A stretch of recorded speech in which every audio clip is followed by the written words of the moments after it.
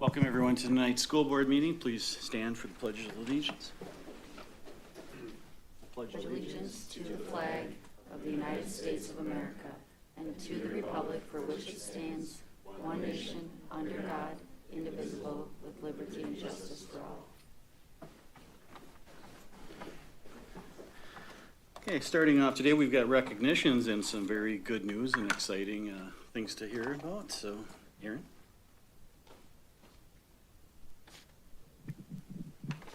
It's working? Okay. Very excited. We were maybe going to try and squeeze it in last month. Good thing we didn't, because now we get to add a group. Tremendous spring. I know we came and spoke with all the spring sports here, but a couple great accomplishments we're appreciative to come be able to recognize in front of the school board. We've got a double state champion, which was incredible. It was a ton of fun. And results aside, really cool when you can have two genders at the same tournament.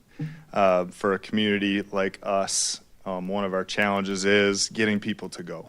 Sometimes it's during a holiday. This one's certainly at the beginning of summer break for a lot of people. But we had an entire half of the Sun Prairie Stadium filled with Hudson fans, both boys and girls. Everybody traveled down. So for me, the last time we did that was Hockey State. I don't know how many years ago that was, but it just has a different feel when both are there.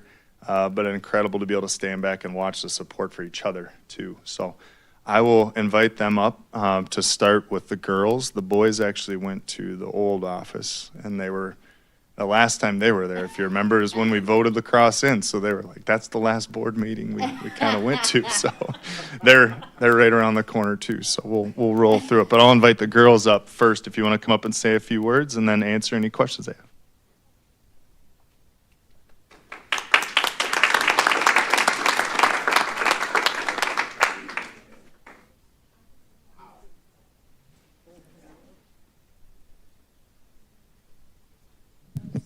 Hi, I'm Alice Jones. I'm the head lacrosse coach. Amazing season, so much fun. But we're actually going to hear from our incoming captain for the upcoming season this year, Gretchen Witten. I'm Gretchen. I'm going to be a senior this year. Starting off, I just want to say that I don't know where I would be without lacrosse. It has taught me so many things and allowed me to make lifelong friends. I will forever be grateful that Hudson approved lacrosse as a sanctioned sport 3 years ago, and I'm proud to say that of those 3 years, we have won 2 state championships, and both boys and girls teams winning the title this year was a remarkable thing and shows our fans what Hudson is capable of. Our coaches truly pour their hearts into the game and only want to see us succeed, no matter what, whether that is bringing us snacks for those 3 o'clock practices, bringing us extra layers when it's freezing, or holding our earrings when we forget to take them out, or constantly reminding us how much they believe in us. We would not have been able to accomplish what we have done without them. The community of Hudson is incomparable. The way we gather as a school and sending us off to state or welcoming us back at midnight, the community always shows up for us. Fans come to our games no matter what the weather is like, overly hot, raining, or freezing, they're always there. Seeing my past and present teachers in the stands and getting to talk to them the next day and getting complimented by them not only boosts my confidence, but shows me what Hudson Schools is really about, supporting everyone and wanting the best for every kid, and for that I'm immensely grateful. As my senior year is coming up, I'm beyond excited to see what we can accomplish this year. After winning back-to-back state championships, my team and I know that we will have a target on our back, but with the support from the Hudson community, our families, and our coaches, we believe that a three-peat is 100% possible. Thank you.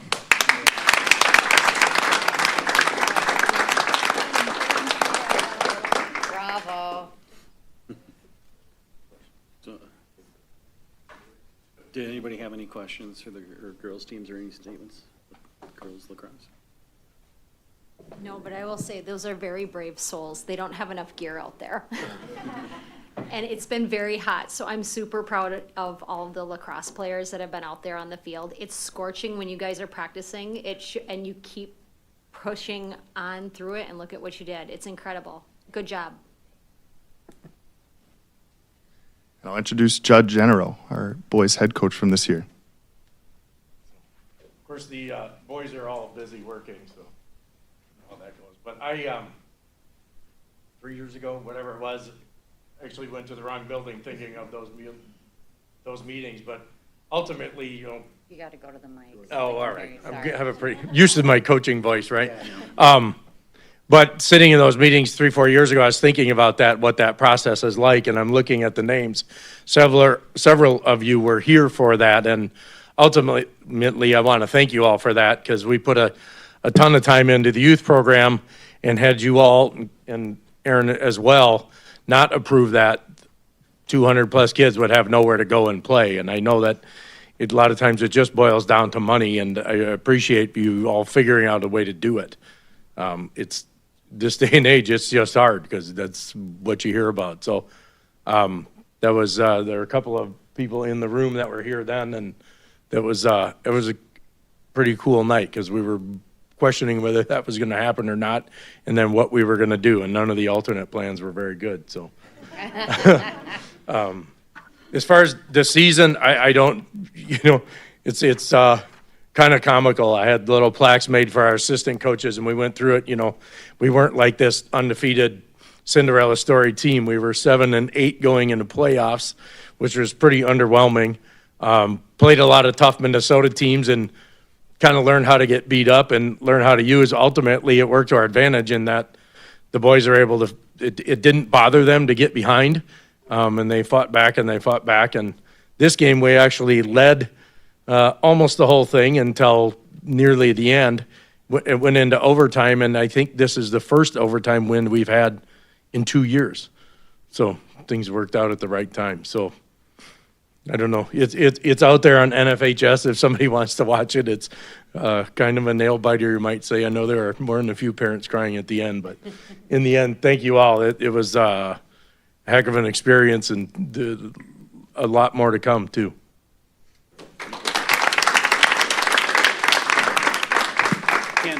Can't speak enough about how proud we are, of the accomplishments. The same day, same town, same tournament. I mean, amazing. Second in a row for the girls.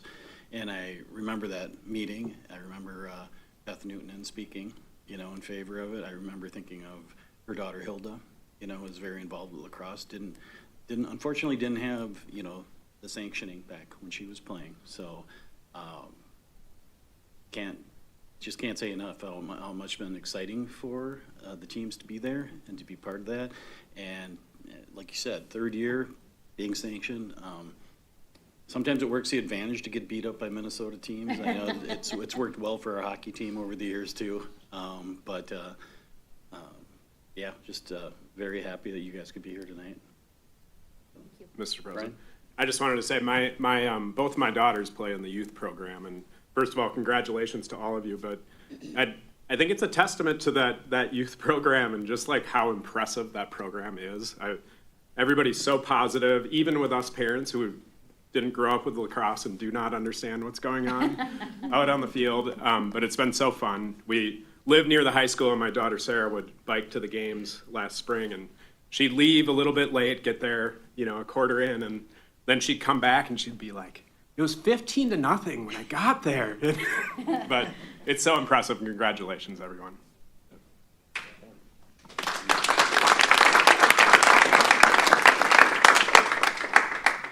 On to the next, and as I mentioned, we just found this out. I know I just saw the social media push. Our boys tennis team won the sportsmanship award. Just a little bit about that so you understand it doesn't happen. We send a lot of great kids to a lot of state tournaments, and it's only every so often that we're recognized for this, and it's not because of that we're sending these bad teams or teams that don't have high character. Just when you get in these environments, you're playing against the best of the best. And it's rare that you get there with poor character, with bad attitudes, with anything like that. So as we get into these settings, especially in tennis, having 7 other teams where a lot of our state tournaments have 4 total teams, it was incredibly impressive. And on top of that, this group, I think of an analogy that we use with coaches when we're struggling to get through something. Usually it's beating a certain team or achieving a goal. We say we haven't done that yet. And this group hadn't made it to state yet until they just cracked that ice and kind of showed our young tennis players that this is possible. And not only that, but at the state tournament, 7 other communities recognized that Hudson tennis is high class and brought a great organization and a great team and tons of character to the table without a lot of them ever seeing us on a tennis court before. So it's not they've been here for so long, they do such a good job, let's recognize it. It was right away, and it was a privilege for me to be able to be there. That was my first state tournament for tennis I'd been to, and they did just a tremendous job. A first-round matchup against the eventual state champion Whitefish Bay, and there are teams that could have taken that really bad and hung their head and thought that was a negative thing, but it was completely the opposite. So I'll be done talking about them because I know they have a few things to say as well. So whoever's coming up.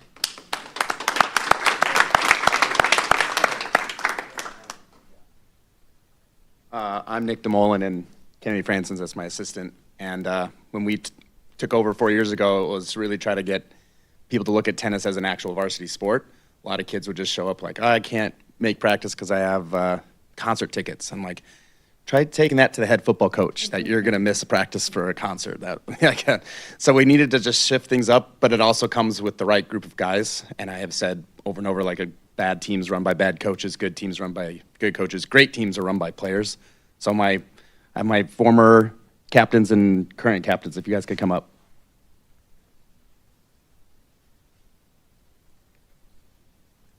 Hi, I'm Nate Anderson. I'm Ethan Swanson. I'm Eric Palm. I'm Avery Chilindra.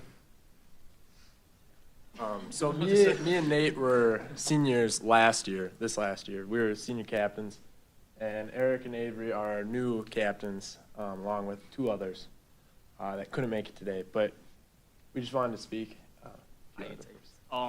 So at the state tournament, we have 10 guys play. So Avery played 2 singles behind me.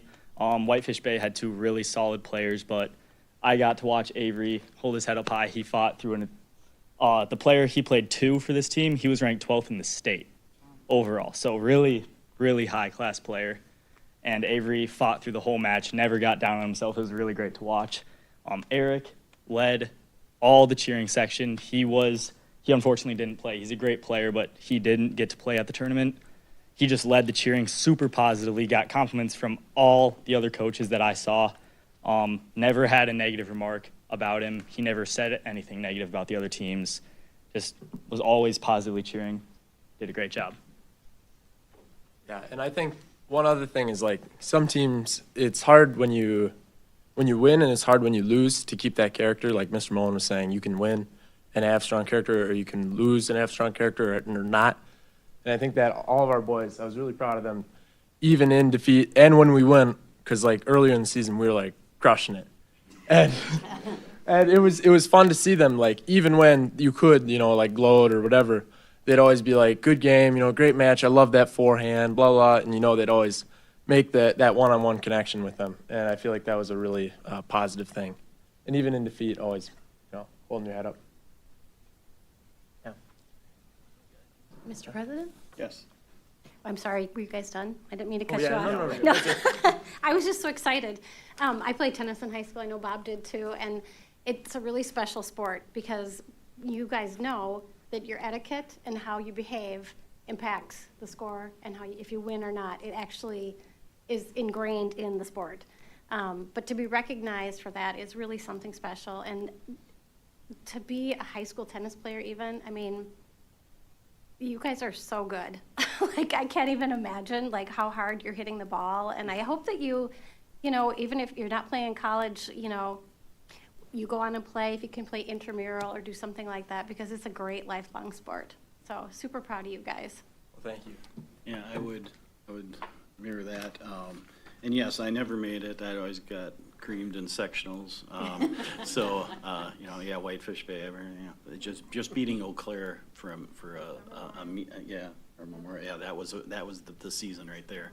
But the sportsmanship award is just as important as these trophies up here, guys. So I'm sure it was a great experience getting down there for the first time, and absolutely it's fun. And I live close to high school. I come over and watch you guys, some of your practices and stuff, and it's skill level is there. So hard with tennis where there's only so many spots, and there's we're a good sized high school, and it's one of those sports where if you're not taking lessons, if you're not playing all winter, you're just not going to get anywhere in Madison, or wherever they play now. But great accomplishment.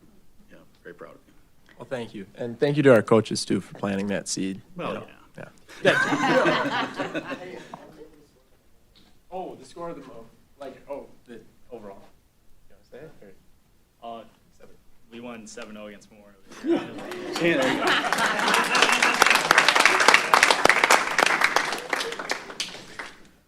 No, I appreciate this group. Thank you so much for having us. I don't think I sent it, so otherwise I'd have them pull it up, but there was a push out 2-3 weeks ago that just had our kind of annual infographic of accomplishments.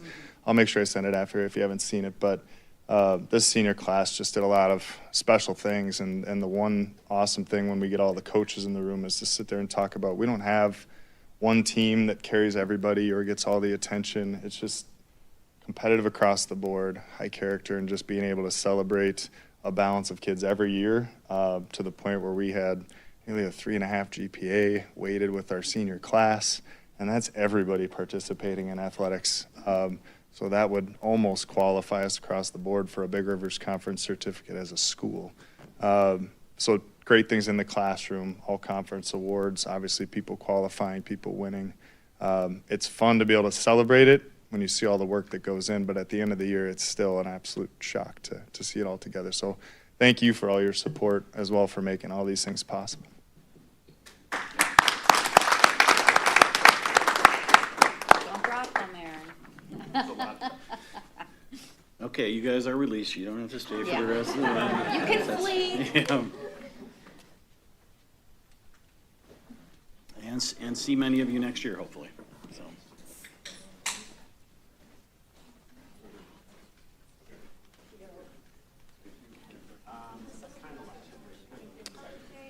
Okay, next up, we have a citizen's request to speak, and we have one speaker speaking on an item that is down on the bottom of the list. So I offered, and she is accepted to speak early in the meeting right now. And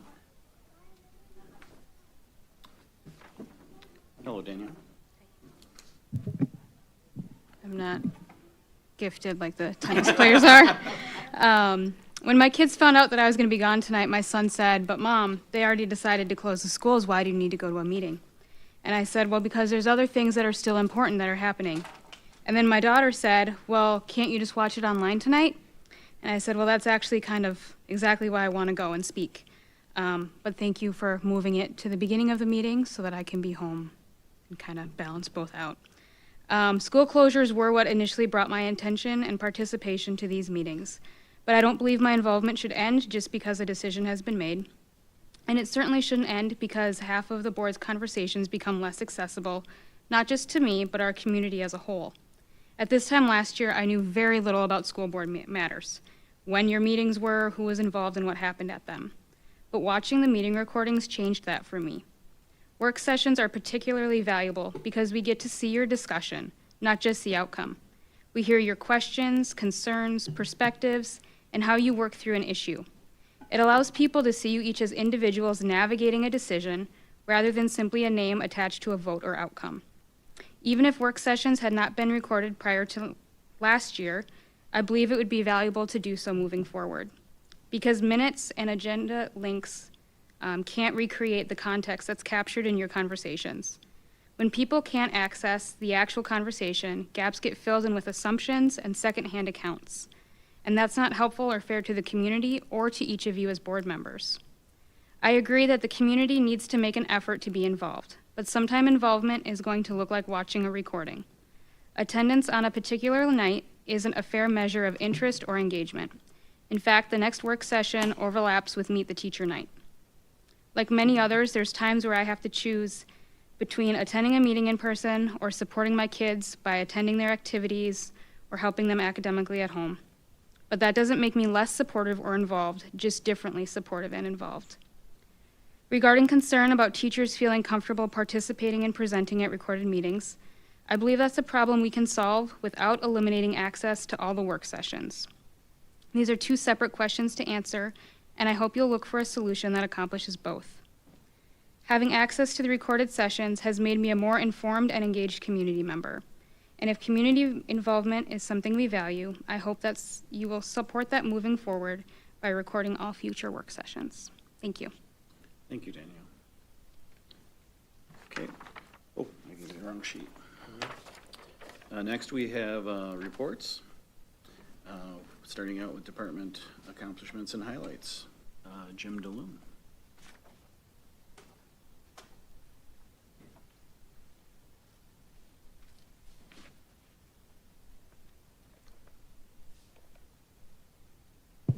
Can you hear me? can. Yeah. All right, awesome, thank you. Thank you for allowing me to be here and talk about the great work that's happening at Hudson Middle School. I really appreciate it. We'll start with our students. If we want to maybe go to the photos of our students while I kind of highlight some of there we go, thank you. I want to start with the most important thing.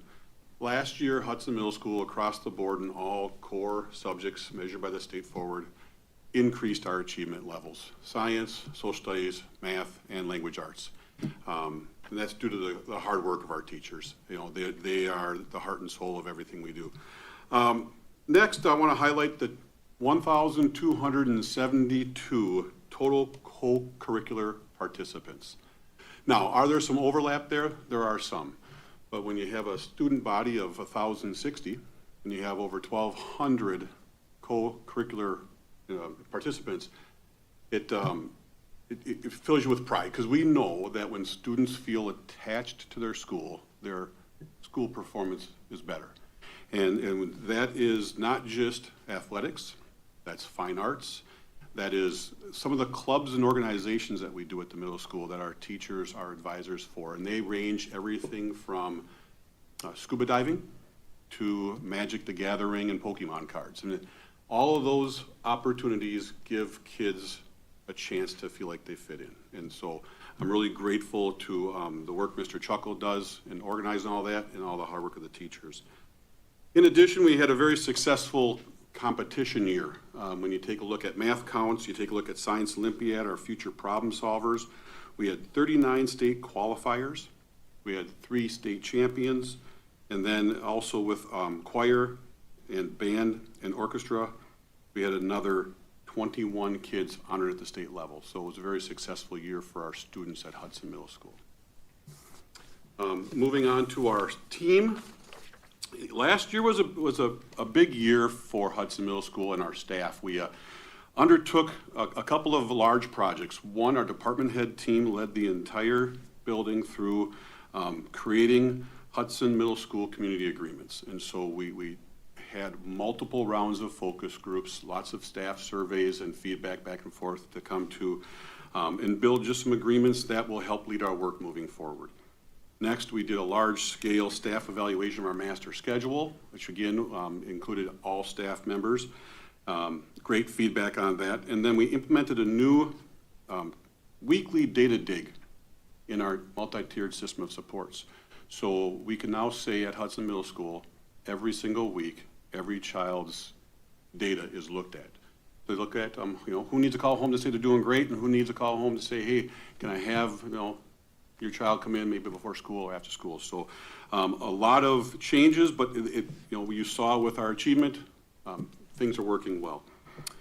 Next, our social studies department really dedicated themselves to working with our instructional coaches and our reading specialists on implementing reading strategies to support complex texts and really focusing on that disciplinary literacy across the board at Hudson Middle School.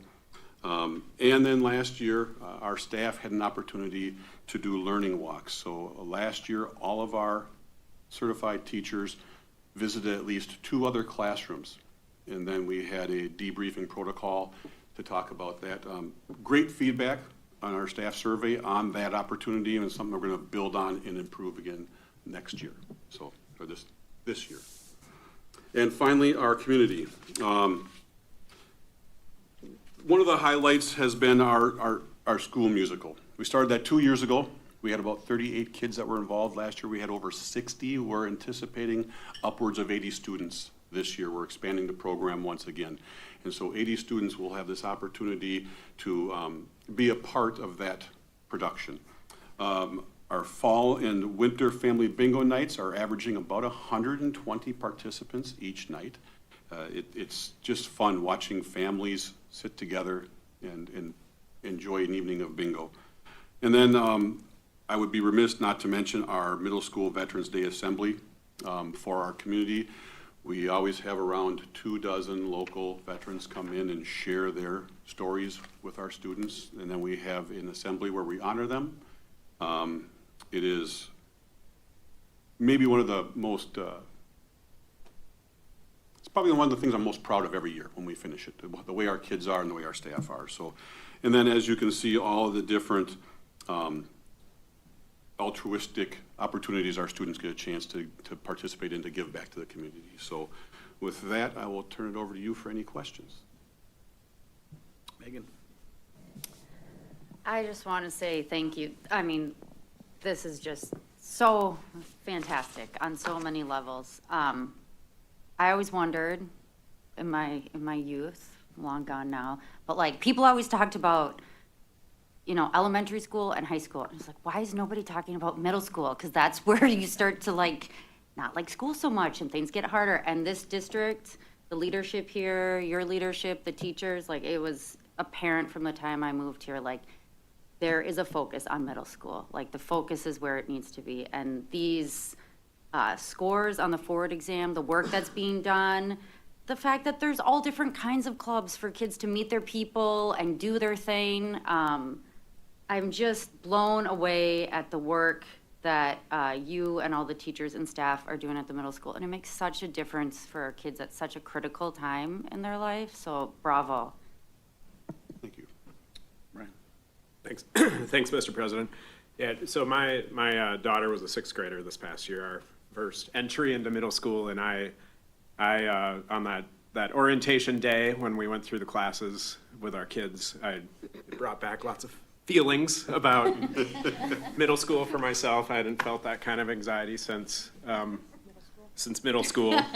But then watching her go through middle school and just such a sense of belonging, and you all do such a good job of bridging from that small environment in elementary school into middle school, giving freedom and ownership, and I was just so impressed.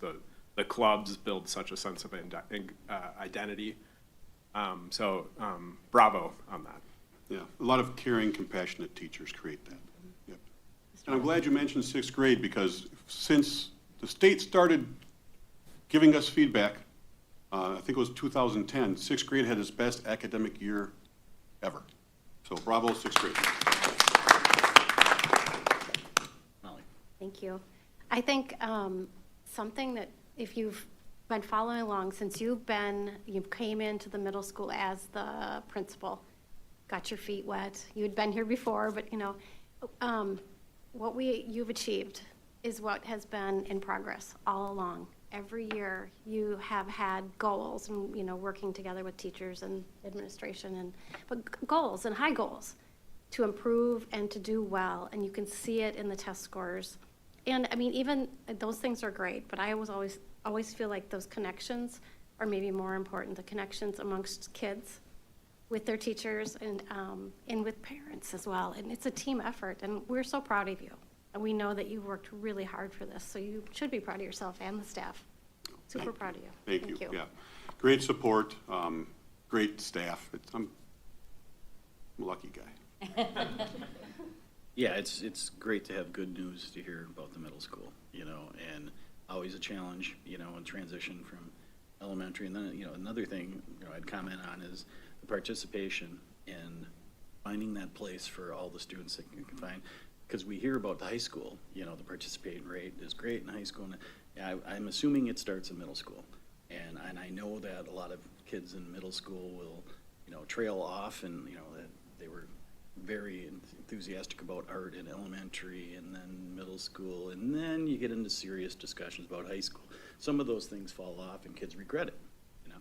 I regret it. I stopped taking art in 8th grade, and yeah, so it's I'm giving you guys credit as well for some of what we've seen develop in the high school and the continuation. So yeah, keep it up. Awesome job. Thank you. Yep. Okay. Mr. Ballard, not waiting for an introduction, but here we go. Well, I too give Mr. DeLune a ton of credit. Middle school does do a fabulous job of cultivating that level of connection and community, and it makes our job, tell you right now, it makes it a lot easier when you have kids coming in that have already explored so many different club sports activities, arts. That makes it pretty nice, and so we're very blessed at the high school. I too will kind of go through some of our highlights in the same manner that Jim did. And of course, we're going to start with our students. And I'll kind of echo Jim. There ends up being so many things to celebrate throughout the course of the year. You know, when we begin to put this together, everyone just, oh, we've done this.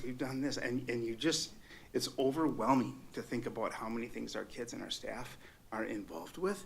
But I will try to keep it short because we have a lot of other reports to go. And I'll just kind of highlight a few of them. So starting with our students, we had 662 students register for AP tests, and 1,243 exams were completed by those students, and that represents a 7-year high for us. So that's something that we're pretty proud of. We're going to continue, I'll be honest, we're going to continue to dig into those numbers a little bit, and I already have this summer, because we want to see even more AP exams taken. If students are signing up for AP coursework, typically they're doing it because they're anticipating dual enrollment opportunities or that AP exam, and we really want to see them continue to strive and try to do their best there.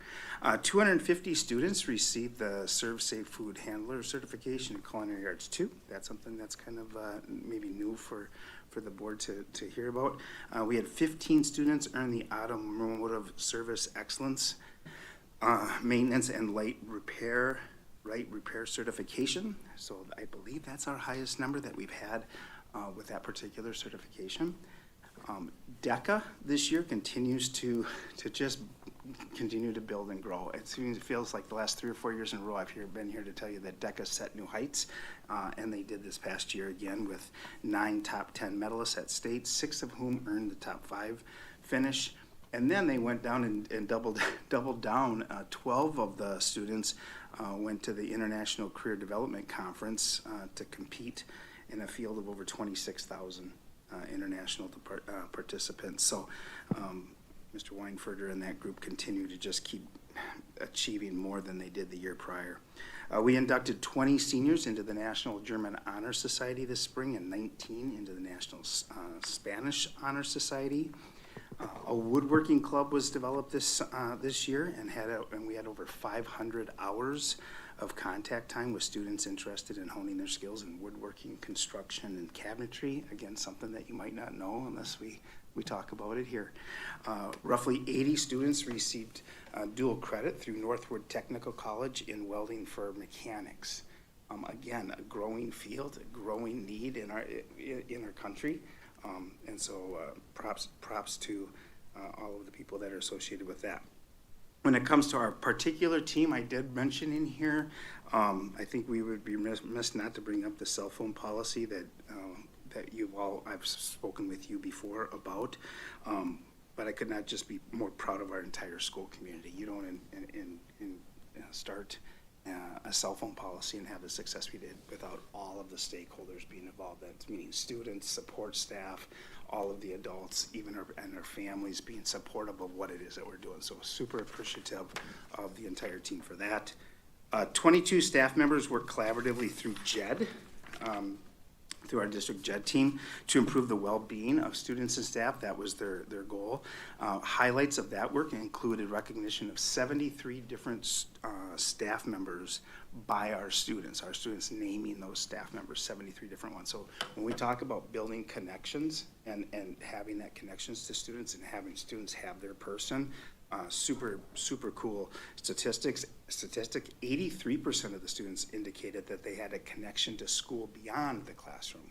So again, that kind of speaks to some of the club sports activities, like different things that kids are being involved with. We want to keep capturing the higher percentage of that as we possibly can.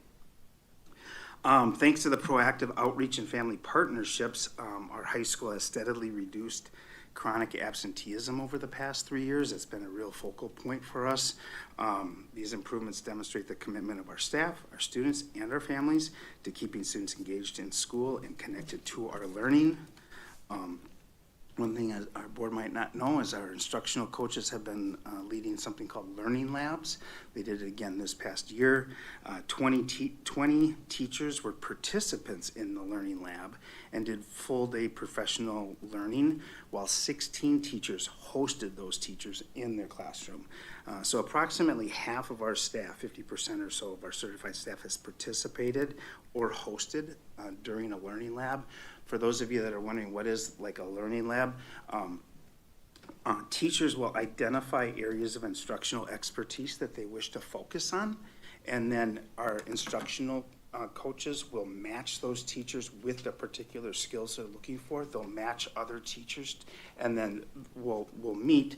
They'll go in, they'll participate by going into the room, observing the teacher with typically an administrator, a few other teachers that are also looking for those level of strategies that they're looking for. It might be engagement, it might be first 10, last 10, it might be something, instructional delivery, how they transition within activity to activity. But they'll go learn from one another, other building experts, and then we'll come back after the period, and they'll have reflective conversation, think about how they're going to incorporate those strategies into their own classroom, those kinds of things, and they'll do that throughout the course of the day. Very, very powerful learning from one another. And then under community, I wanted to highlight a few things. We had 148 scholarships that were awarded to 81 Hudson High School seniors this spring for a total of over $230,000 of scholarships that were provided. We also inducted 98 students into NHS, and they combined for over 7,000 hours of volunteer service throughout their junior and senior year.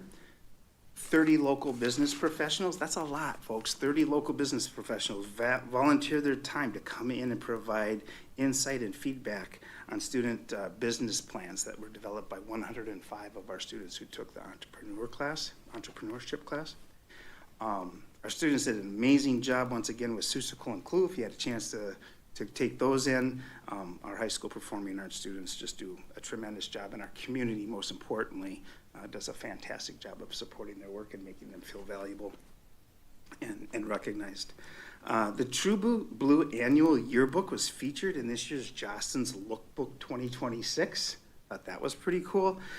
Those kids did a tremendous job. If you haven't seen a yearbook lately, next time you're in the office, swing by or ask to take a look at one.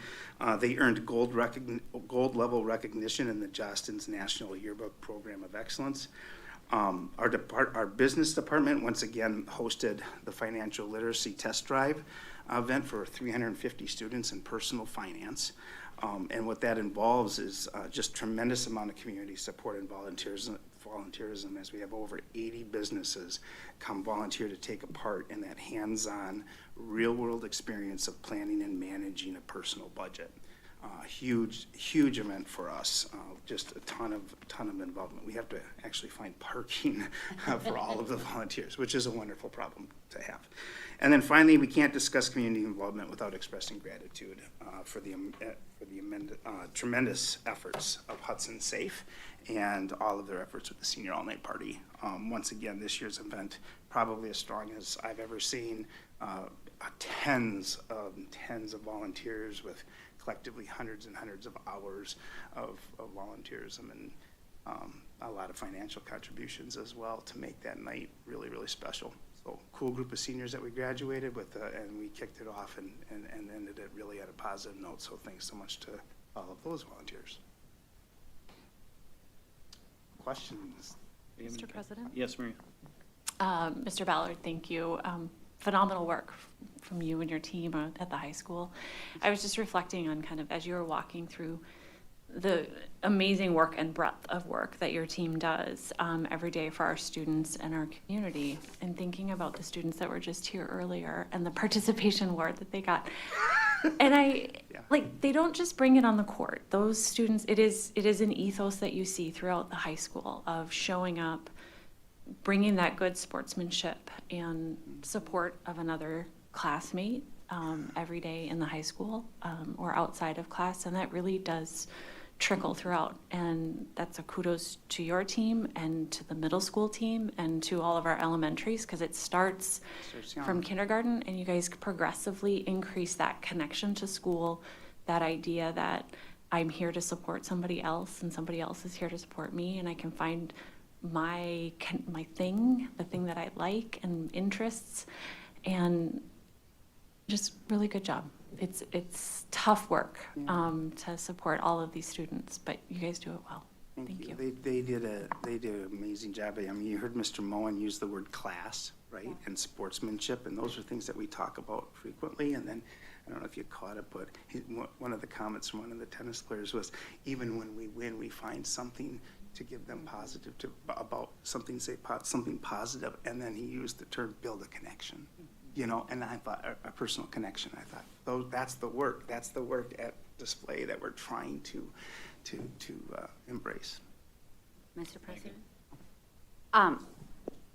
Thank you so much. I mean, just from middle school to high school, I can just see, as I heard both of you speak, and then, Don, like, the way that you and the staff and teachers are viewing our students as whole people, right? Like, this is so well-rounded. We have, AP classes, awesome tech ed options, great arts, great sports, the way that there's all these different ways for students to get involved, all these different staff members. And then I love to hear how teachers are going in and seeing other teachers and learning from each other's expertise, which is great with a colleague to be able to learn from each other and help other people.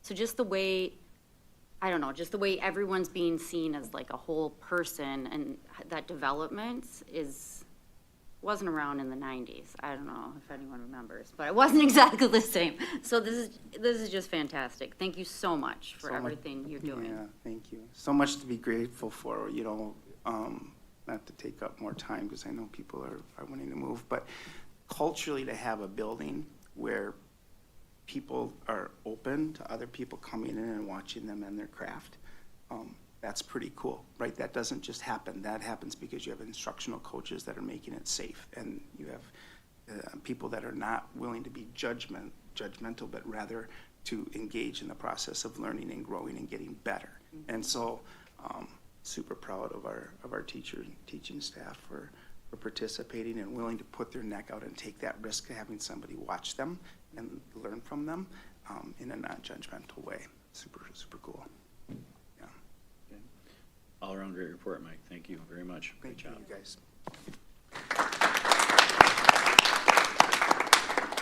Now we have Amanda with IT.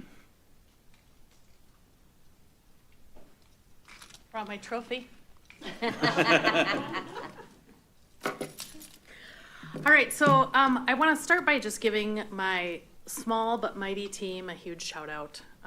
We are not very large, but the work that this team does to make sure that the Hudson School District is operational is phenomenal. The level of service that they provide to our staff it's just a blessing to the entire environment. And so that's them, that's us. You can read all the things on here. I want to just highlight a couple of things. We implemented a new tool this year at the high school, and the high school staff was remarkably flexible in this implementation. They had asked for an opportunity to have more eyes on Chromebooks and have a little bit more granular control. And so Google had a tool. We said, we'll try it, and we tried it, and it didn't give us what we wanted, so we actually implemented a second tool. For the high school team, it was training and support for implementation for the entire high school staff, and it really has been a positive opportunity. Initially, we felt like we don't want to control it too much. We want the human in the room to support the Chromebook in the room. But what we were finding is some students who maybe wouldn't have asked for help, maybe wouldn't have reached out, were doing it via the chat feature in the tool, and the teacher then could give kids personalized feedback and give kids support that they wouldn't have otherwise received. And so that was a very positive implementation. The other thing, and I give them a shout out every time I'm here, we work with a transition program. And so over the course of this year, we had 6 students, depending on the day, every day in our office. And they went alongside us in all of our tasks that we have to do in IT. You can see all of the things that they did this year. They are truly a part of our team, and the work they do ensures that the people on my team can get everything done that needs to be done. And so grateful for the collaboration with student services and the transition program, because those kids do make a difference for us day in, day out. We had a very eventful year in IT. Much of what we did was taken up with construction. And so you can see on the left-hand side, the picture is it's a little embarrassing initially. What you see is a network rack. So that's all of our switches. It's what sends the data around the building. And with construction, it looked like the picture on the left. Because there's HVAC people in there, there's camera people in there, there's like everybody had their hands in there, and nobody wants to clean up after themselves, right? And so one of our projects this summer was to get these network racks cleaned up. And so you can see the result on the right-hand side. And many people would look at that and go, no big deal. But when something goes awry, you need to know which cable goes to which tool to get it resolved. And so we probably spent through January working through construction. And then shortly after that, we were talking about building closures and supporting the planning for that. In the middle of that this year, we moved ASC into the district office. And so that was full deconstruction of every person's office space and reconstruction. The other piece is the work with cumulative transitions. We'll talk a little bit about that in the future slides, but there's a lot of behind the scenes work that's happening on this team. Another celebration, we were able to bring in 2 summer interns. We've never had interns, but the students at Northwood Technical College, at Stout, who are in information technology field, they have to have an internship similar to something like a student teacher would have. And in this day and age, with the state of information technology, they're hard to come by. And so I had people reaching out, would you consider?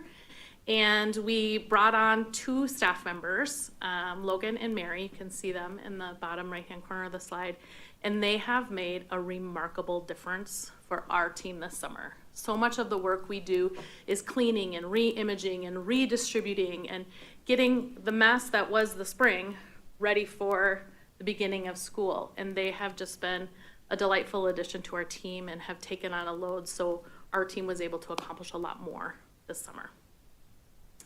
A couple of things that happened on our team this year. We did a lot of behind the scenes work in Skyward, our student information system, in preparation for a move to the updated version of Skyward, which is called Cumulative.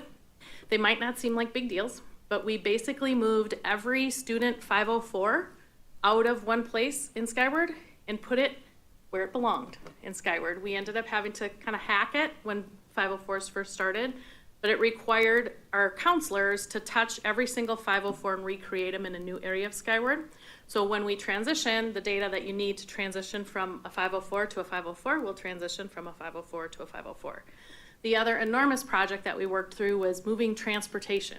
So we had basically hacked the system to make it so parents could log in and see where their transportation was. We moved it this summer into the transportation module. So now when parents log in, they actually go to transportation to find out their bus route information. But again, when we move to cumulative and that shift happens, the data will go where it needs to go. It might not seem like a huge lift, but basically we have data going 2 ways. From the transportation company into Skyward, from Skyward to the transportation, and it's both ways. And so for every move, you have to tell the data, this field, your name field, goes here. And then you have to send it back the other way. So Ashley and Julie from my department worked really hard to get that done. I'm not gonna spend a lot of time on the AI task force because we came along on that journey together. You already have all that information. You see all the information for Cybersecurity Awareness Month, and so that's not new. But I did wanna talk about an addition we have. I added an IT newsletter this year. We called it the Bite Size Report, sent it out monthly. And basically, when we think about phishing and cybersecurity, there's a 66% increase year over year from 2025 to 2026 of business email compromise. That's malicious emails coming into our environment with the intent to gain access at some level. And so when you think about that statistic, the work that we need to do is to ensure that our staff are trained and supported to be able to be that human firewall in the environment. And so part of the intention of the newsletter was to get the information out and to help people understand that clicking the fishhook in your email makes a huge difference in how we are able to respond. So we call it the Hudson School District Safety Net Award. and it's a traveling trophy. We send it out every month. I kind of live in it's a little bit quirkier the better. People will see it in someone's classroom and ask. I tend to walk in while people are teaching and award it with the kids there and the principal. But because of some of the work we did, we averaged an additional 62 fish alert reports each month. So if you think about the hundreds that we get, we averaged an additional 62. So people are understanding the message and it's making a difference. We also increased the difficulty of the phishing emails that we send out each month. They went from moderate to extreme, and we were all kind of stood back and went, how's this gonna go? What we saw was our fish-prone percent average, so our percent possible fish-prone, decreased from 2.9% to 1.7%. So not only did we increase the difficulty of what we're sending and training and supporting our staff, they were more responsive to that higher level of difficulty. Also with this newsletter and the phishing award, we averaged about 10,000 emails that we were able to recall due to staff clicking the fish alert button. People don't know. So Jamie Holum is on the left with the trophy. She answered an email at 5 a.m. She was up, clicked the fish alert button, and we were able to pull back, I think it was like almost 700 emails that were malicious because she clicked the fish hook. Julie Andersek is the other person in there, and same. So we're able to respond when people do that, and it makes a big difference to keep our environment safe. So this has been it's a great addition to what we do. Last piece, we're continuing to do Senior Technology Club. We're going into our 4th year. We had 8 sessions once a month over the last school year. We averaged about 25 participants per session. We work with our community members, different technology topics throughout the year. One of the best parts about it is the collaboration with National Honor Society. So we have anywhere between 1 and 5 or 6 National Honor Society students that come in and saddle up side by side with our seniors and help them to be successful on their devices.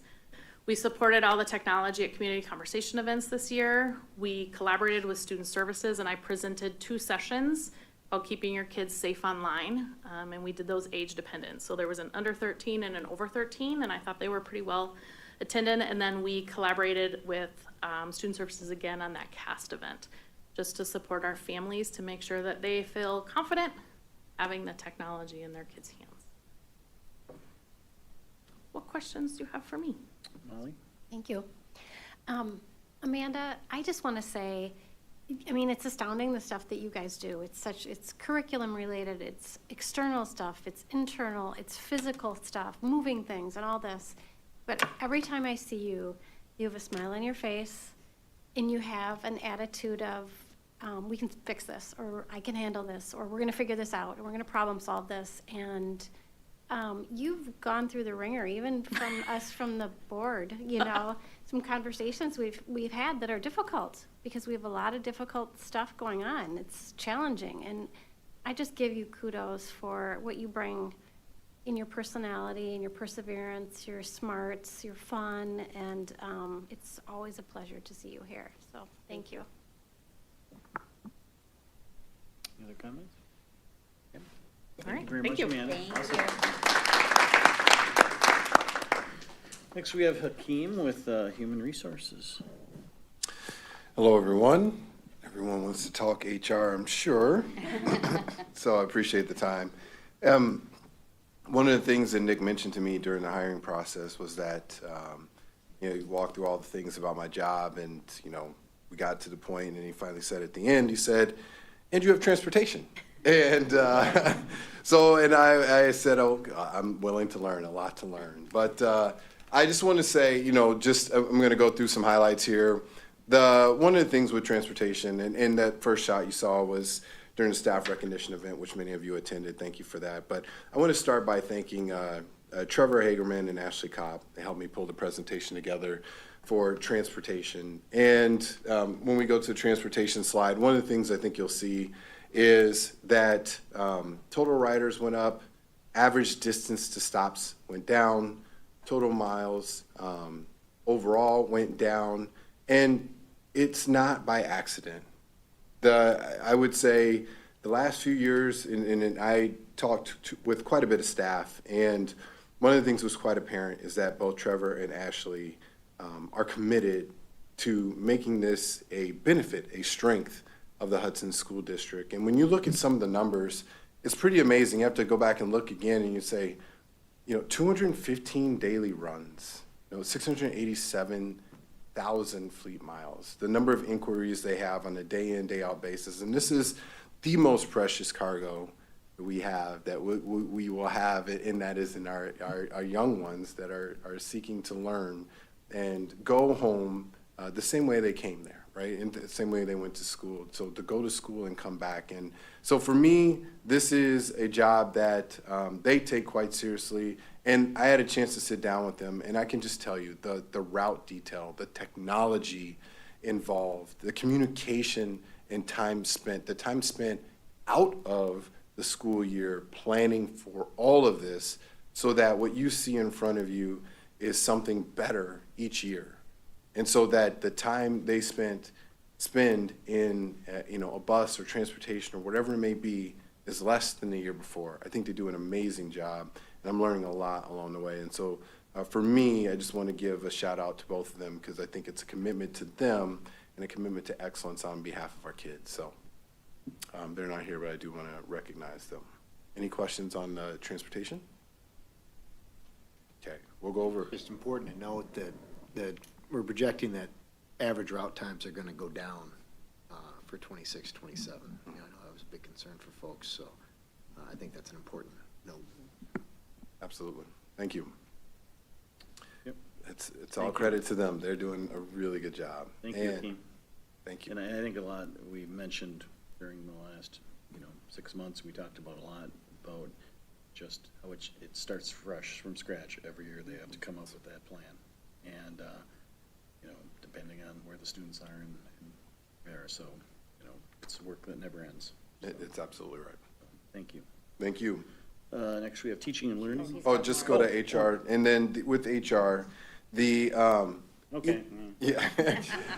I wanted to, again, call out my team, and I think a lot of you all are aware, for a large part of the year, this starting in we'll say February, they were without me in this position and someone in the role. And the team of Sarah Jameson, Holly Thorson, Lori Williquette, and Holly Quinn Mars is a team that's handled everything from FMLA, benefits, recruiting, onboarding, recognition, engagement, investigations, employee relations, wellness, and the list goes on and on. They are a very dedicated team, and you can see some of the data there. I mean, 1,700 background checks, if you think about, the number of people coming through our doors to support. And you've heard a lot of the stories, and I think they're all doing, I think, amazing work. We even have a grandson in this picture here of Holly Quinn Mars there. And just, as we talked, the first picture was a staff recognition event.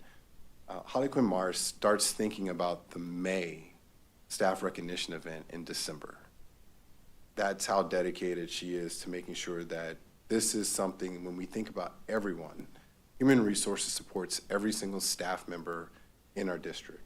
And that's so important to me that that's what they do. And these 4 individuals do an excellent job of making sure. And actually, just so you know, Sarah was worried. It's a top, she's holding a bag, in the top right there. So she's holding a bag. She's not lifting up her shirt. She's actually holding a bag. Just make sure that's very clear. But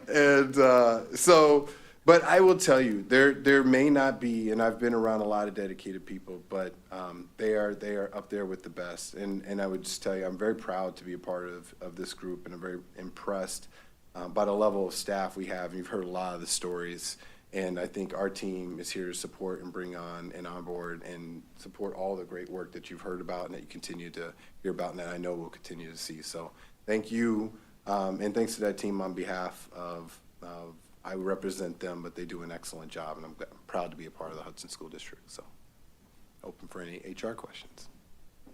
Mr. President? Yes, Maria. Just want to say thank you, Hakeem.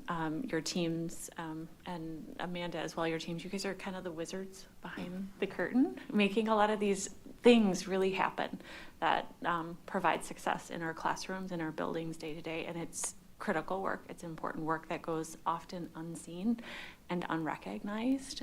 So just thank you for everything that you guys and your teams do every day for our students and our staff and our community. Thank you.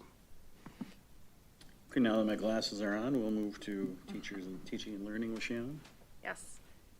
And I have Laura Menarchek here. She's going to help me do our highlights.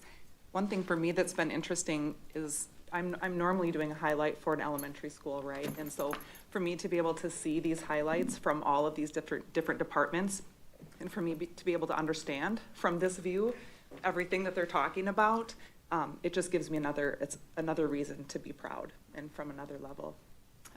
Proud of all the teams, of all the teachers, and all of the departments that work together so nicely. So here's teaching and learning, but it kind of highlights everything that people have already highlighted so far, but Laura's going to start us off. Yeah, so we've had a really great year in teaching and learning, and that just really has everything to do with the great team members that we have. We get to work with administration from all the levels, and the absolutely incredible teachers that we're so lucky to be able to support. They're so hardworking, and they take their job so seriously, and we've seen really great things happen. So when we decided what we were going to focus this report on, we could have chosen a multitude of things, but we decided to show how our most recent curriculum development processes and implementations have impacted student learning results. So we've had two huge implementations during the 25-26 school year. The first is CKLA for grades K through 2, and that's our reading curriculum at the elementary level. And so this table shows just what an incredible impact that implementation has had for our most youngest learners. So that first bar on top, you can see kindergartners at the end of the 24-25 school year, 44% of them were proficient or advanced on the state readiness screener. That was pre-CKLA implementation. And then you can see this year, our 25-26 kindergartners were actually 73.3% proficient or advanced on the end of the year screener. And so we're just really excited to see that our teachers just rose to the occasion and implemented this curriculum, and our students worked really hard. The rest of the data on this slide is actually longitudinal cohort data. So you can see how it impacts students as they go through the years. So what's really exciting to me is that those same kindergartners who were 44% proficient at the end of their kindergarten year were almost 74% proficient at the end of their first grade year. And that's after a year of CKLA implementation. And again, just so proud of the work that our teachers were able to do, and our instructional coach team and our reading specialists and our literacy specialists. The amount of support that they provided to both students and staff was absolutely incredible. And again, I can't say enough about how hard the teachers worked. Mr. President, I'm sorry to interrupt, but this is a beautiful graphic, and it makes it so easy to follow, and it makes me so happy. Oh, good. And, you know, the green got bigger. The green got bigger, But yay! also, the red got smaller. Red got smaller, Right? So, yes. like, we're seeing movement all along, and I'm just so impressed with the work everybody has done. I had to interrupt. I'll stop now. So it's funny that you mentioned that, because the next slide is actually our next huge curriculum implementation, and I actually could not create that same visually appealing graphic for you because this was an implementation from Algebra 2 and Geometry. And so that course students anywhere from 8th to 12th grade could be enrolled in that. So it just would have gotten convoluted to pull out students from each grade level. But the majority of students who take those two courses are in 10th and 11th grade. And so our data specialist was able to help me pull out those students in 10th and 11th grade and get an average of increase in proficiency. And we saw that on average, we had 10.4% more students proficient after that year of implementation. And I also thought I would just share, our Algebra 1 team is on year 2 of their implementation, and we have implementation check-ins with them just to see how things are going and how we can support them. And I asked the question of one of our algebra teachers, I said, like, seeing where you are this year after year 2 compared to where you were last year after 1 year of implementation, like, how do you feel about it? And it was really pretty special because, you know, it's hard work. But she was able to say, like, I can't even imagine, like, when I look at what we're teaching our students now, 2 years ago, I never would have thought that was possible. So just the amount of work that they put in is truly incredible, and they're seeing those results. And it is hard work, but it's doing good things for students.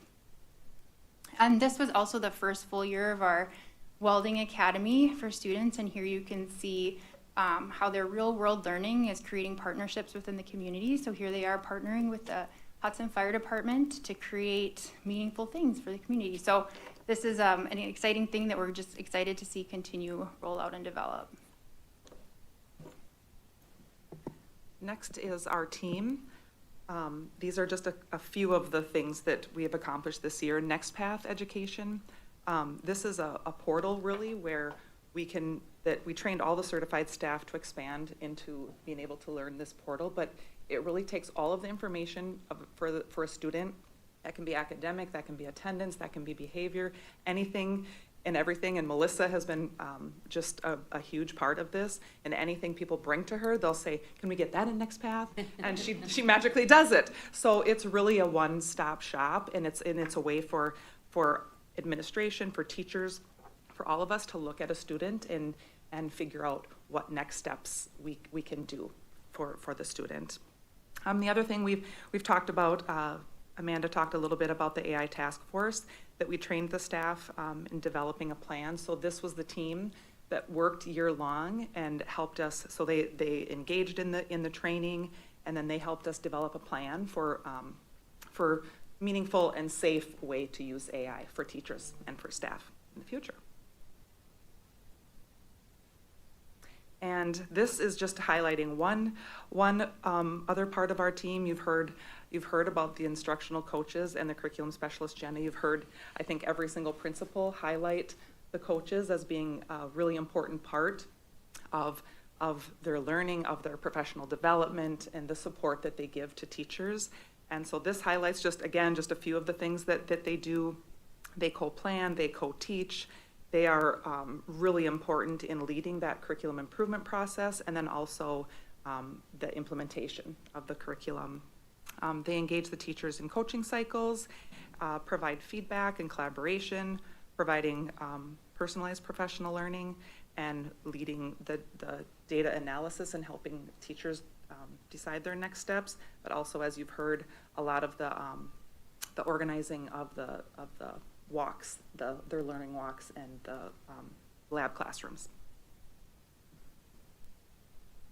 I'm just going to go back to our team for 1 second, because there's a lot of curriculum implementation research that would indicate your first year of a curriculum, you have dips in your scores. But our team just worked so hard to mitigate those dips, and to actually see improvements is just so exciting. So it's just so exciting to be able to partner with principals, partner with teachers, partner with coaches to build support systems for our teachers, and ultimately that impacts students. So it's just a cool thing to be a part of.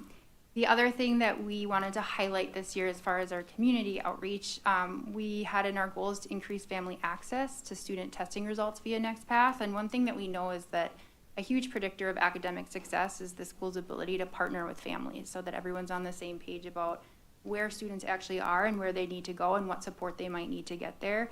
And so this Next Path family portal has been a huge game changer for that.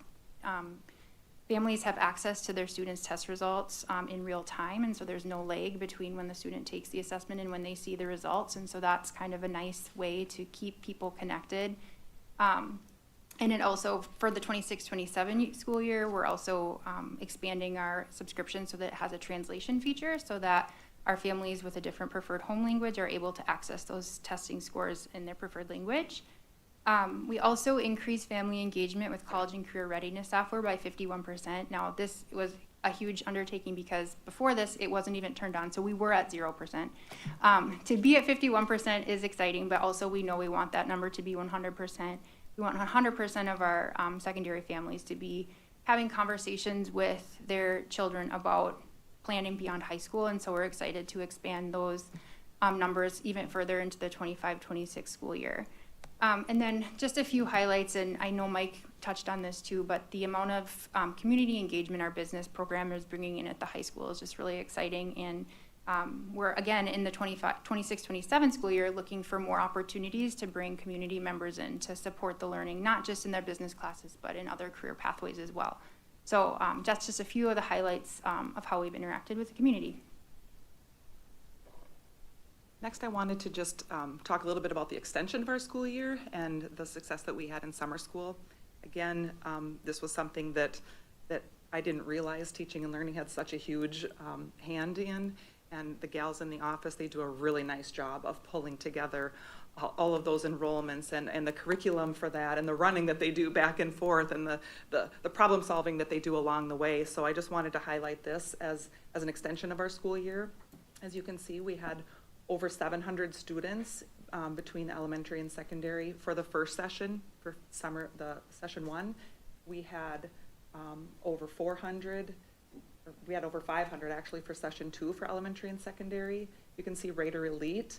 Again, I didn't realize what a deal that was, the waiting lists and all the hullabaloo around Raider Elite. So over 300 that were middle schoolers, or that were high schoolers, and then the Raider Elite Futures, that's middle schoolers, so almost 200 students participating there. Summer swim, we had 610 swimmers this summer, and then you can see that orchestra and band had 37 and 149. New this year, this was kind of fun for us to just try something new and see how it would go. We had 33 students that did the elementary gymnastics camp at our new facility, which is really fun, and we can see that program's just going to grow. And then also we did something new with middle school theater camp, and we had 42 kids, and we're expecting that will also grow. I think Jim highlighted how it was good. You're anticipating 80 during the school year. We would anticipate this program growing as well. And what was really cool about that, we had high school theater students that volunteered for that, and that was a huge thing for those kids to be able to look at those big kids and get feedback from the big kids who they'd seen on the stage at the high school for those performances. And then really just kind of want to highlight the curriculum. As you can imagine, the curriculum that we were using for Jumpstart at the elementary level for reading was outdated because CKLA is new and it's aligned with the science of reading, so that was outdated. So that was a major overhaul for our curriculum specialist Jenna to do, and with Laura's help too. So we had all updated curriculum for those Jumpstart teachers to have in their hands for second session, and all the support put in place for them to be able to do that as well.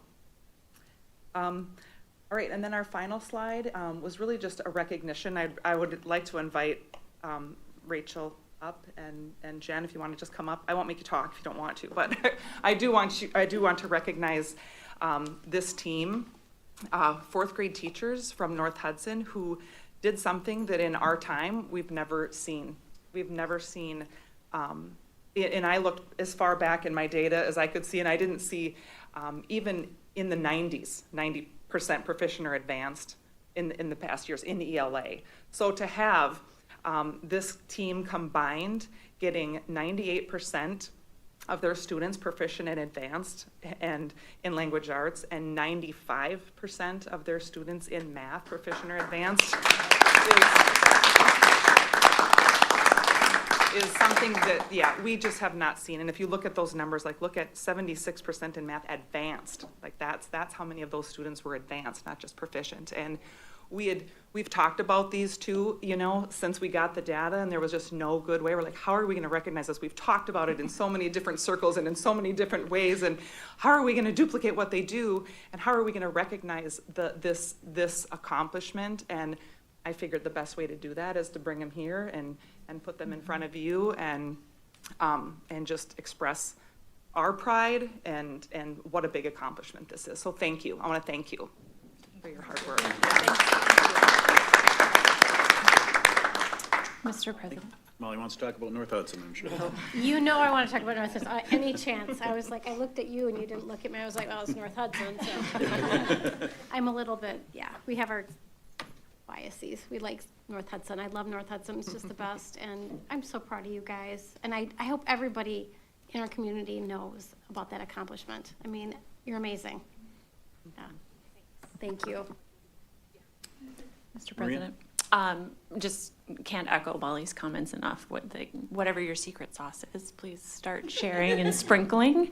They're going to be sprinkling at EP Rock now I this love coming that. year, so. Yes, and it's like the scores that we saw that Laura, you highlighted earlier, the increasing of the greens and decreasing of the reds. Those are such critical things to just continue to focus on. And it's not just about proficiency, it's also about that advanced learning. And I know Molly and I have had talked, over lunch a couple of times about how sad it is that reading is declining just across our nation, across age groups. And so the work that you guys do couldn't be more important in terms of developing those skills, which translates to critical thinking and all sorts of deep learning later on in middle school and high school. So please keep it up. And the other thing that struck me as you were presenting is you guys have a school within a school, really. It's like this continuing education crew for our teachers who never stop learning.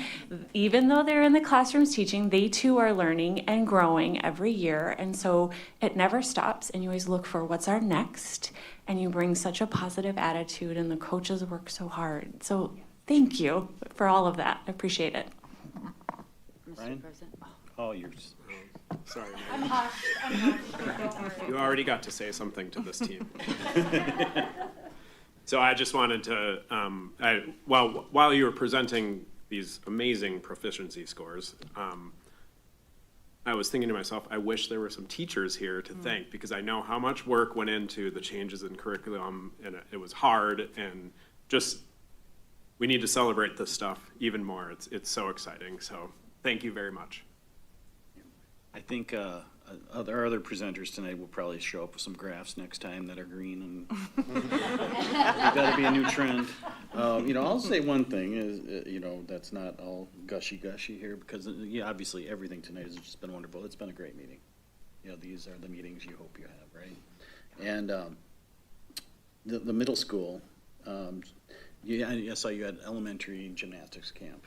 We're using that space now. We're encouraging that use.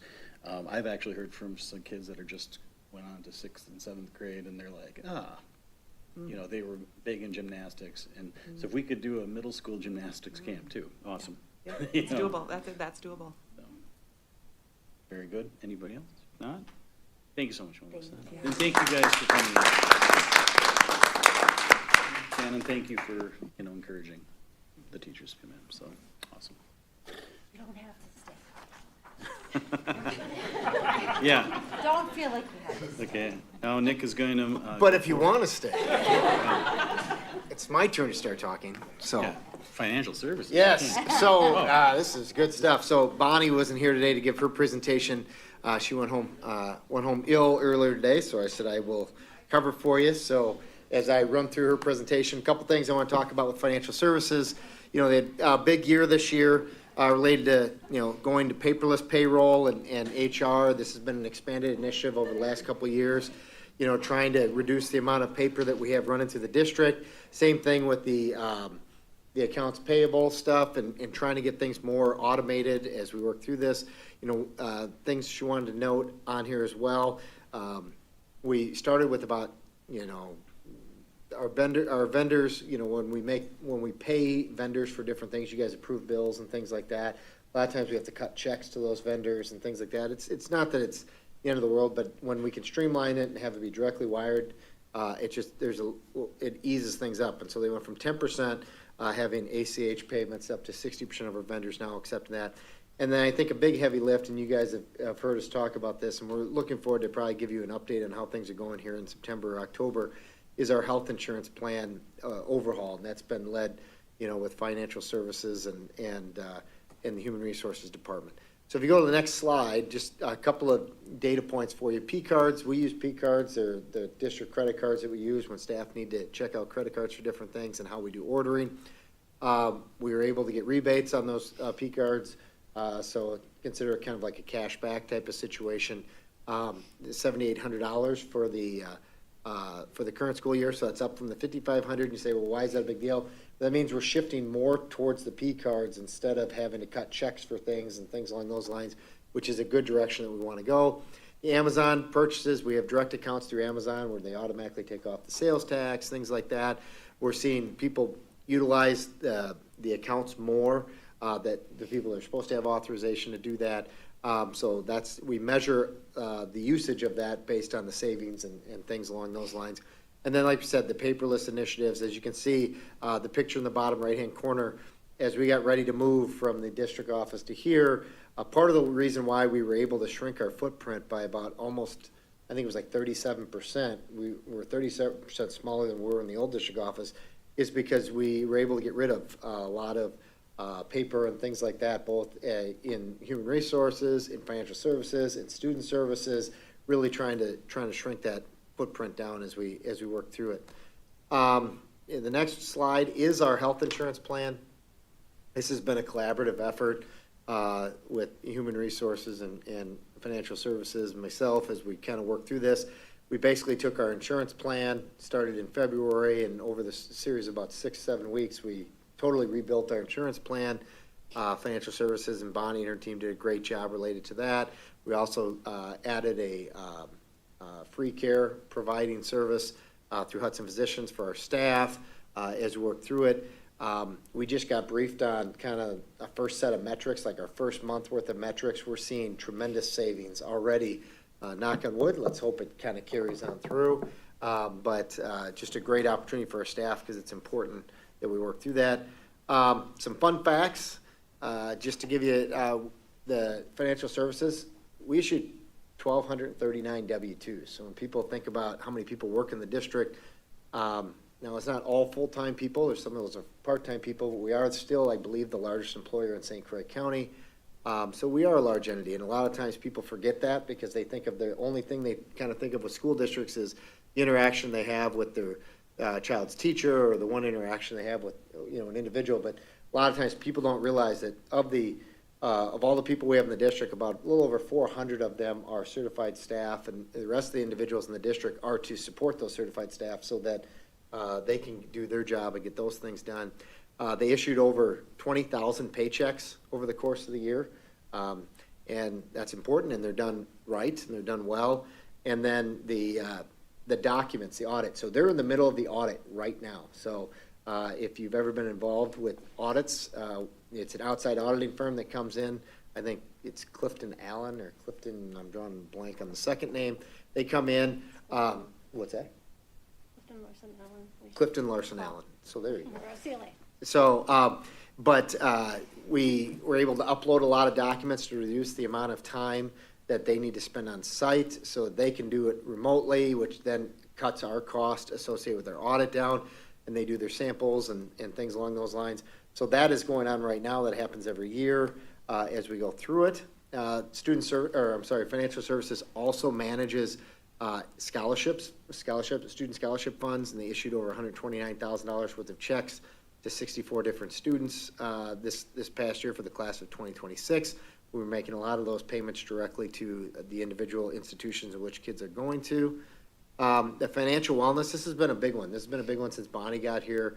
She probably wouldn't push this as much as I'm going to push it, but we've spent a lot of time talking about, we talk about mental health, we talk about physical wellness, we talk about all of these different things, but we've really tried to make it a point to work with our staff to provide them with financial wellness as well, because we know that if they are engaging and they feel like they have a good handle on those things, that they'll be even more present with our kids and in our community, and we know that financial wellness is a big piece. And so Bonnie and her team have brought in different groups to go through, whether it be cash flow management and things like that, just budgeting and things like that for people, pre-retirement education, and a variety of different things. And these groups are coming in and they do different webinars. They're not selling anything, but they're giving people kind of a background on stuff. And I think what's interesting is we're getting more people that are attending these presentations. And I think there was a slide last year, it's not on this year's, but where we're seeing more people participating in the 403B contributions, retirement planning, things along those lines, which we think is great for our staff. And so it really is they've been very busy in financial services on top of everything else, trying to close out construction projects and moving buildings and things along those lines. So there's been a lot of moving pieces in financial services. So any questions? Megan? I just want to say I'm so happy right now. There's just been so much good news and so much good work. And I don't know, people don't always think of school board meetings as like feel-good things that give you like happy tears, but that's happening for me. So thank you to all of our leadership team, our principals, our just teachers, our staff. Like, this is just amazing work in the midst of what was a very difficult school year with school closures. There was a lot of hard stuff going on, and that's still, these outcomes were great for our students and our staff and our teachers in the midst of that. Thank you very much, Nick. And then we'll move to budget report, which is again, Nick. Yep, so this is the preliminary 2026, 2027 budget. This is something that the board will be voting on at the September meeting, and then the annual meeting, and then again in October. So it gets multiple looks. But right now, we're still making the assumptions and still building the budget. You know, it's interesting because our fiscal year started July 1, yet we don't actually totally know all of our revenues until October. So it's just kind of how the way the system works in Wisconsin. And so a couple things on the 26, 27. So right now, we have to put some assumptions in place as of August 10th. And so that first page is the assumptions that we've put in place as it relates to the state revenue limit increases. So we still have that in at 325. That was from the governor's veto. That's still going on. State per pupil aid is set at 742, and that's continuing to go. We have set special ed categorical aid estimated at 40%. We don't get a final total until we get right into October, but you remember it was supposed to be at 45%, and it's underfunded from what they originally thought. There was a deal that was passed by both the Assembly and the Governor's Office to get us to 60% for this year, and it didn't pass, and it didn't get out of the Senate. So so that money that is sitting in the rainy day fund is continuing to sit there. So we have kept our estimate at 40%. July equalization aid estimates show that the state is going to reduce our state aid by a little over $2.7 million. So that's just more money they're expecting us to put on property taxpayers, and that's a function of the formula as we work through it. The property valuation increase actually came in, we just got it early. It came in at 3.71%, our property valuation. Not overly high. The state average was over 7%. Almost all the surrounding districts, the property valuations were in the neighborhoods of 8 and 9%. Not quite sure. I mean, the city of Hudson had the lowest increase at just 1.41% equalized value increase, which is a little bit on the shocking side. The net new construction in the city of Hudson, for example, was $30 million. That's kind of a measure of how much actual growth we're getting, or roughly like a 0.8%. I mean, that's a really low amount. I mean, overall, we have a really high property value, but, you know, that's something that's what helps us determine our mill rates and our levies and all those other things. The only maybe somewhat saving grace that'll happen with that valuation will be the fact that our negative tertiary aid might be a little bit less because our valuation grew by less as a percentage than the state average. And so we may be helped out a little bit on that end. Staffing reductions, we did estimate, we're estimating our reductions will be at 3.4, almost 3.5 million. I think originally we were thinking it was going to be more like 3.3 million. So we are hitting those, and those are built in. We have the budget models. You guys have seen those. We estimated employment settlements have been built into the budget. Health insurance contributions plans have all been incorporated in the budget. And then the UU property is currently under contract and a tentative plan for ownership in the next 45 days. That is to close on or before September 11th. So that will be in there as well. If you go to the second page, this is really kind of the high-level budget. You can kind of see where our revenues sit and where our expenditures sit, not to go through all of these different things, but as you can see, it's an increase in property tax of almost $3 million to make up for the loss in state aid, which is almost 2.7, almost $3 million as you look at that. We are anticipating open enrollment going up as we look at that. And so in our open enrollment out going up a little bit, and a lot of that has to do with just the ins and outs as we're at the mercy of those families. Overall, if you look at our revenues, and this is a tough piece, our revenues from 2025-26 budget to the 26-27 budget actually show less. Not by much, but by a few $100,000, and that's can be challenging, obviously, if you're taking in less money than you did the previous year as you try to balance things. However, one of the things you can see is on the expenditure side, we did reduce our expenditures quite a bit. You know, the biggest reduction in expenditures had to do with the purchase services. Remember, that was as we renovated the elementary schools and the middle school in order to spend the fund balance that you allocated for those projects. You actually deficit spend to get to that. So that goes away. But I think a couple of items to look at, you know, salary and benefits, you see a reduction. That's almost never happens when you look at the net salary and benefits as you look through that. But overall, for this coming year, we are anticipating about a $2.2 million surplus in the year we're currently in. And then as you've seen in the budget projections, it starts to tail off in a hurry. And so as we build some of those things, a couple things to note on the bottom, we have some restricted and committed and assigned fund balances. We're going to talk about it more towards the end of our next part of the meeting. We are restricted funds are things that money we've taken in that has to be spent on those things. It's kind of by law. Committed fund balance is things in the past. You know, the board has said we're committing it to X, Y, or Z. You know, we have our self-funded health insurance balance, so that's like our rainy day fund in case our health insurance gets out of whack because we are self-funded. You know, we have a fund balance related to our capital projects. Originally, the board had allocated $15 million. There's still about $1.4 million in there. And then the non-spendable prepaid expenses that are in there. We do have some assigned fund balance and we're going to be talking about this, the long-range budget deficit projection. So what we did is we looked at the combined budget deficits over the next 4 years, I think it is, 4 or 5 years, basically to get us from now until when we would have to go to renew the operational levy. It said, what is the combined deficit of all those 4 years? And we allocated or assigned fund balance to make sure we're accounting for that. We're very upfront with you. The goal is not to go back to the voters prior to when that referendum needs to be renewed and ask for additional money. So we want to make sure that we're budgeting and trying to make sure we're handling that. As we continue to make reductions over the next 4 or 5 years, we would anticipate that number would go down. But we want to make sure that we're accounting for it with the most accurate information we have at this time. With all of those things being said, what questions do you have?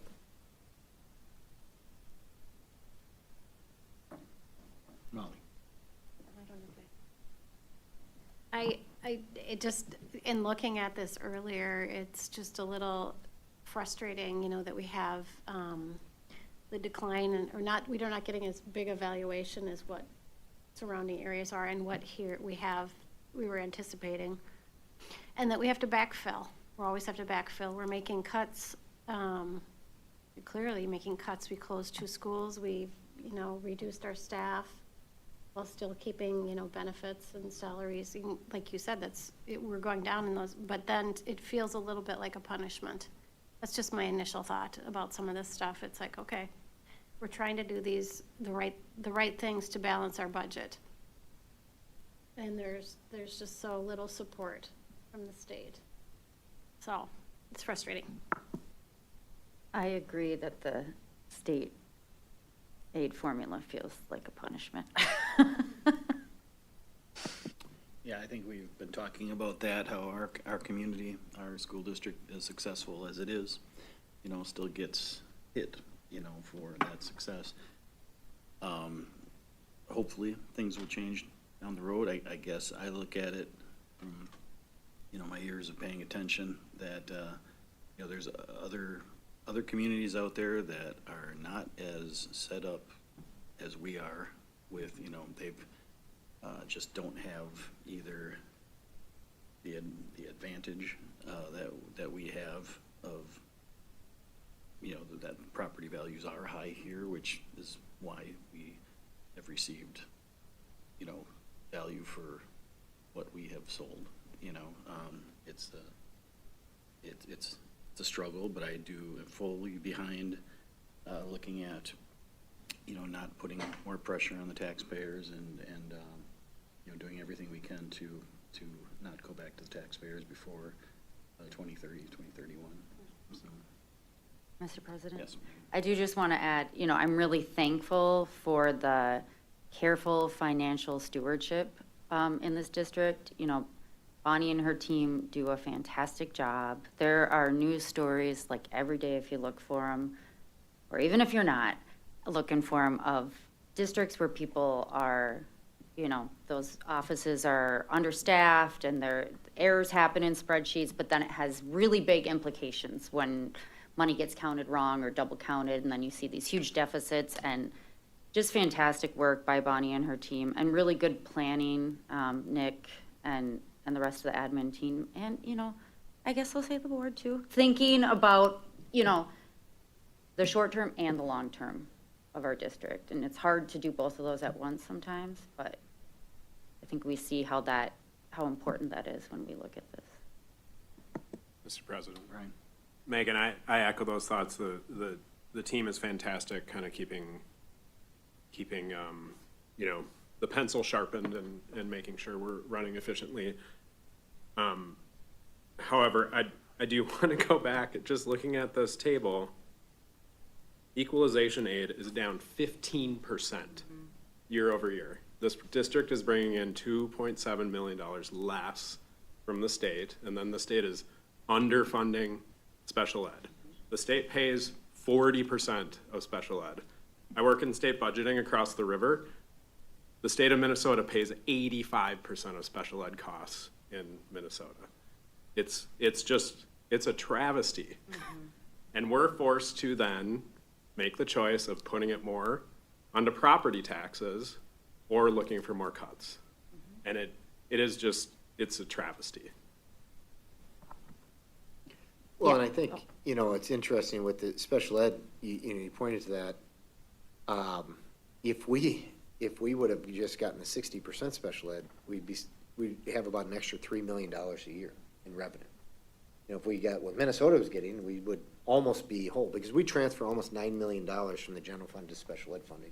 We want to do it. I mean, we want to educate all children and we want to do those things, but it's so grossly underfunded that it is a huge expenditure for us. And, and it is definitely a kudos to Bonnie and the team and everybody for being forward thinking, and to the board. I mean, because it does start at the top, and you guys willing to make some of the hard calls, and they are hard calls.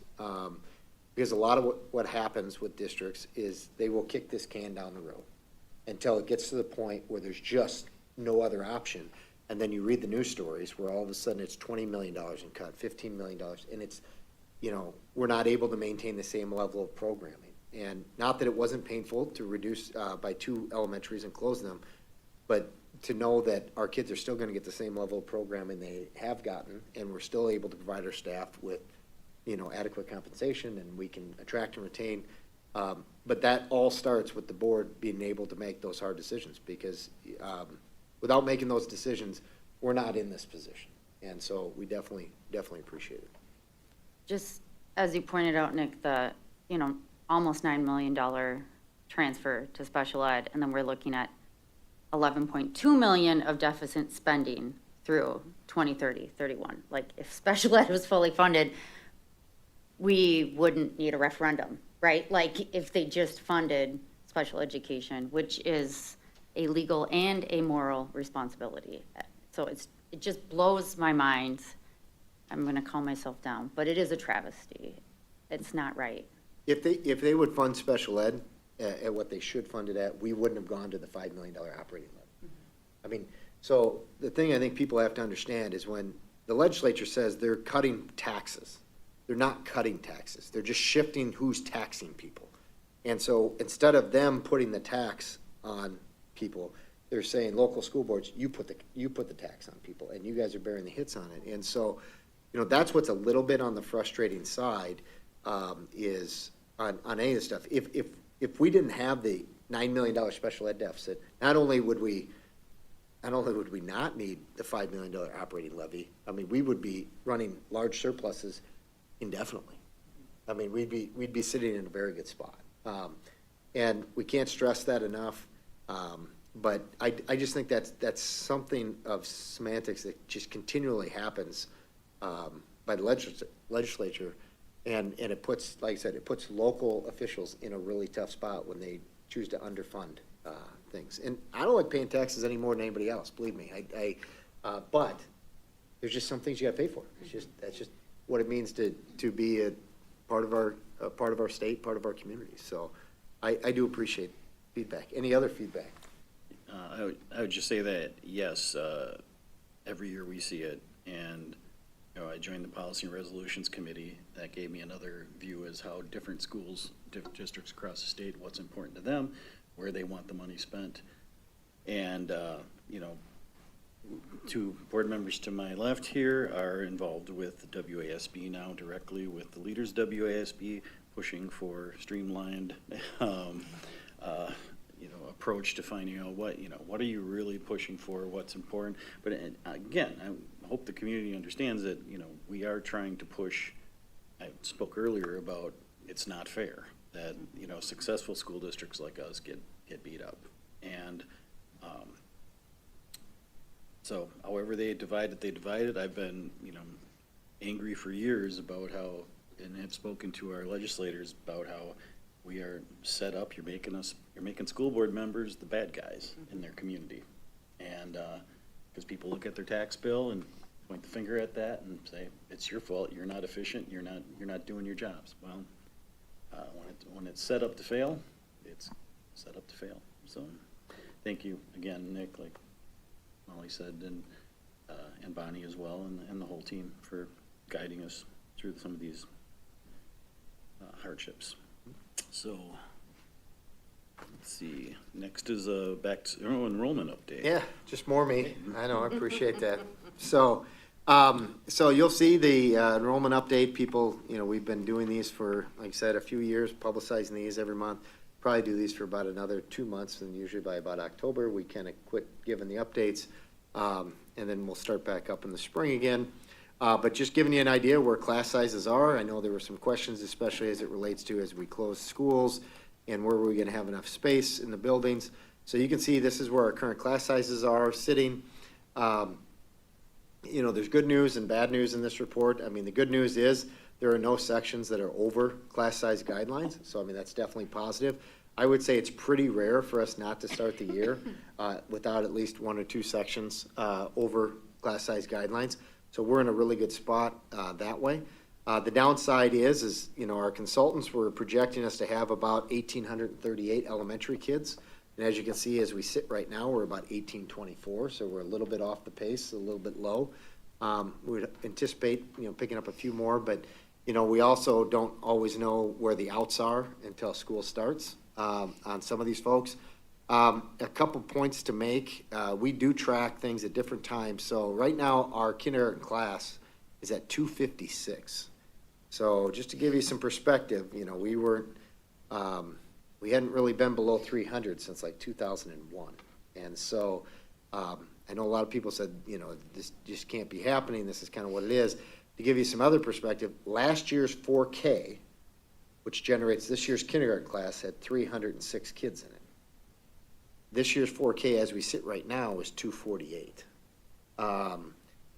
Last year at this exact same time, 4K would have 285. We had about 285 kids in it. So we would anticipate we're going to pick up a few more 4Kers before school starts, but we are definitely off the pace of where we were. A couple other things to note, you know, and again, it is very painful to close buildings, and I don't want to downplay that. But right now, we have room for 90 elementary classrooms in our buildings across our 4 elementaries. We currently have 85 sections. That means there are still five empty classrooms. Now, are they truly empty? No, because people move stuff into them and people kind of expand and things like that. But I would anticipate, you know, if things continue down the path that they're going, that, you know, we'll probably be down another 2 to 4 sections next year. And we're probably going to hit equilibrium in the elementaries, probably somewhere between 72 and 78 sections, which would mean at any given time we'd have anywhere from, you know, 12 to 15 empty sections. And so, again, we're we're kind of ebbing and flowing as that works into the middle school, and then into the high school. You know, there'll be some additional reductions. When we look at our budget projections and our budget calculations, we've built in some of that decline in enrollment. The one thing we haven't built in yet is the reductions in staffing and expenditures. Those will continue to happen. Just to give people some perspective, in 2015, we had 117 sections at elementary. We're now at 85. That's 32 sections. As you look at it, that's a significant amount. And yet, we're still within class size guidelines. And I think the other thing is, and we'll do this report in January, usually January, early February, we do our capture rate. We're within 1% of the capture rate we were 14 years ago. So capture rate is, you look at all of the students that are of school age that live within our attendance boundaries. It doesn't matter if they are homeschooled, private school, open enrolled out, or go to our schools. We have this, you know, effectively the same capture rate as we did 14 years ago. There are just that many fewer school-age kids that live in our district. And so, not unique to Hudson, as you're seeing in the news, lots of districts are seeing this. It's a national trend. It's definitely a big trend in Wisconsin, because Wisconsin has one of the most aging populations in the country right now. And so, it will continue to be a little bit of a challenge, but, you know, we are weathering this storm, I think, as well, if not better, than any other district I can see in the state. I mean, we're sitting in a really good spot, and a lot of it has to do with the proactive decisions that you guys have made as a board, so that we don't get ourselves behind. But this is kind of where we're sitting. We're sitting in a really good spot as we work through it, and we'll continue to kind of keep you abreast of how things are going. Now, granted, we don't pop sections just because we go one kid over the class size guidelines. You know, we have to usually be a couple kids over, but if you were to compare these class sizes compared to what you would see primarily on the other side of the river, these are drastically smaller than what you would see over there. So we're feeling very good about how we're sitting with our enrollment. So.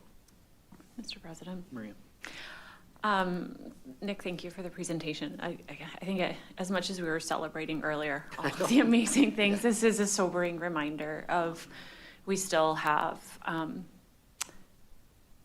we are still in a tenuous position in many ways, and for things that are outside of the control of the people sitting up here or our staff that are in our buildings.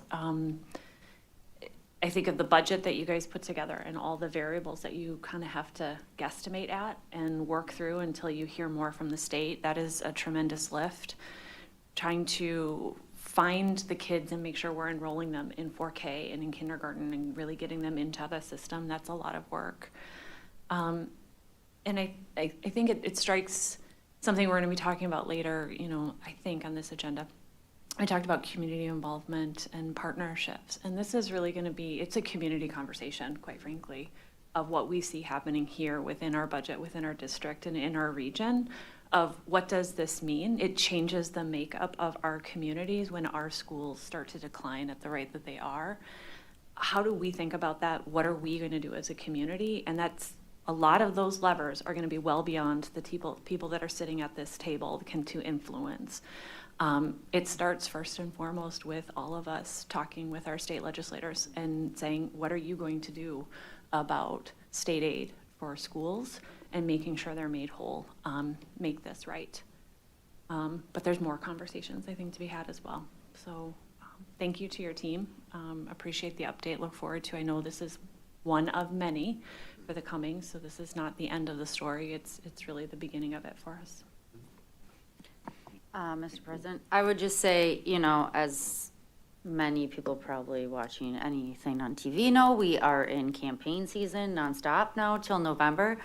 But it is a great time to reach out to state legislative candidates and say, what are you going to do for our schools? Because they want to talk to folks right now when they're out there campaigning. So what sort of work would different candidates do to help make our schools whole, to fund special education, to make this work for our district and districts across the state?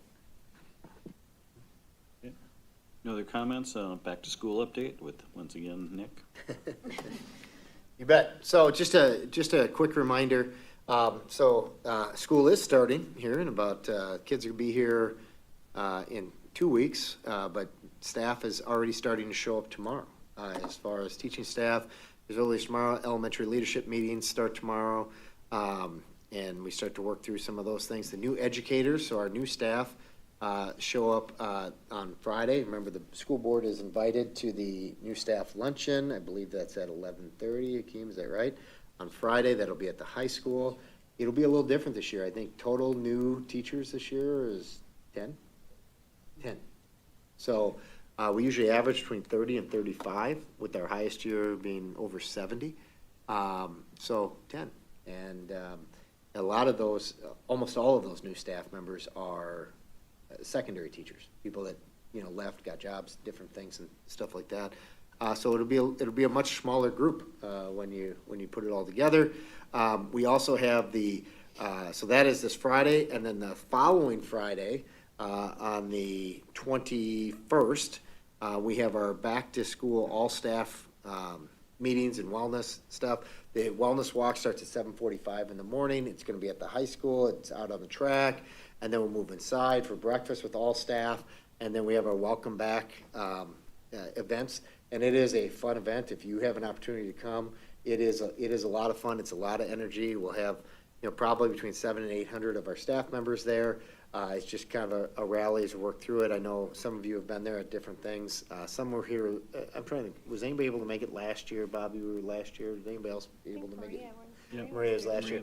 And it's a lot of fun. And we did kind of like a staff Olympics last year, and we're kind of building on that this year. And so there's some neat things to do. It's just a lot of positive energy. So if you need to fill your cup at all, that's a great day to be there as we work through it. So, and then another point, just to kind of remind the board, we have our back to school barbecue, our all staff barbecue we do for our staff. That's coming up on September 8th. It's a Tuesday. We have a home volleyball, home soccer, and home, I think, tennis that night. And so we have it usually right out there in the plaza at the stadium. And so if you want to stop out, have a burger or a hot dog, all of our staff and their families are welcome to attend. You usually get 300 or 400 folks that come, and it's just a great opportunity to kind of say thank you to them for a great start to the year, but a great opportunity for board members to be able to interact and mix, and feel free to bring your families as you work through it. So any questions on the back to school start? All right. Okay, district goal presentation. So I'm going to turn this over to the kind of the respective departments. So I think the first off is Shannon, and we've kind of hit this a little bit tonight, but she can kind of just touch base on it as well. Sure. I'm up first with the first goal, looking at the percent of students demonstrating proficiency in ELA and reading, and that's measured at the upper elementary and middle school by Forward, and then pre-ACT and ACT at the high school. So we started with a baseline of 64% of students. We were shooting for 67 and landed at 69. So in a good place there. And as far as math goes, we had a baseline of 70% of those students proficient and advanced, and a goal of 73, and we hit right in there at 72.5. I think good to note is not just that they're goals, but we have action steps that our buildings and our principals and administration that we're all working on all year long. And you heard a lot of those, but just to kind of give you an idea, like at the elementary level, we did a lot of cross-building collaboration with the implementation of CKLA. Our coaches, as I mentioned, we had coaching cycles for all of our staff with the implementation of CKLA. Also, I would say at all levels, not just looking at achievement, but growth, which is also an indicator, of achievement down the line, but a lot of focus on growth. And then like our counselors have successful learner groups that they work with as we're looking at individual students.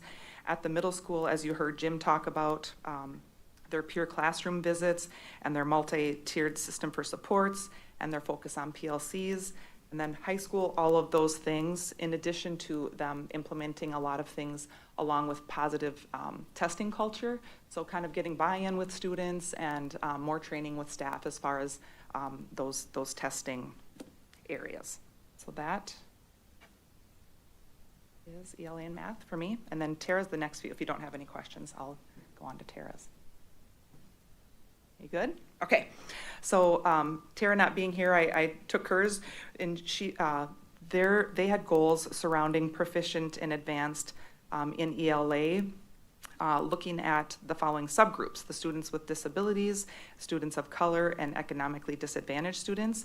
And you can see quite a significant increase in the students of color, upping that percentage by 14 percentage points.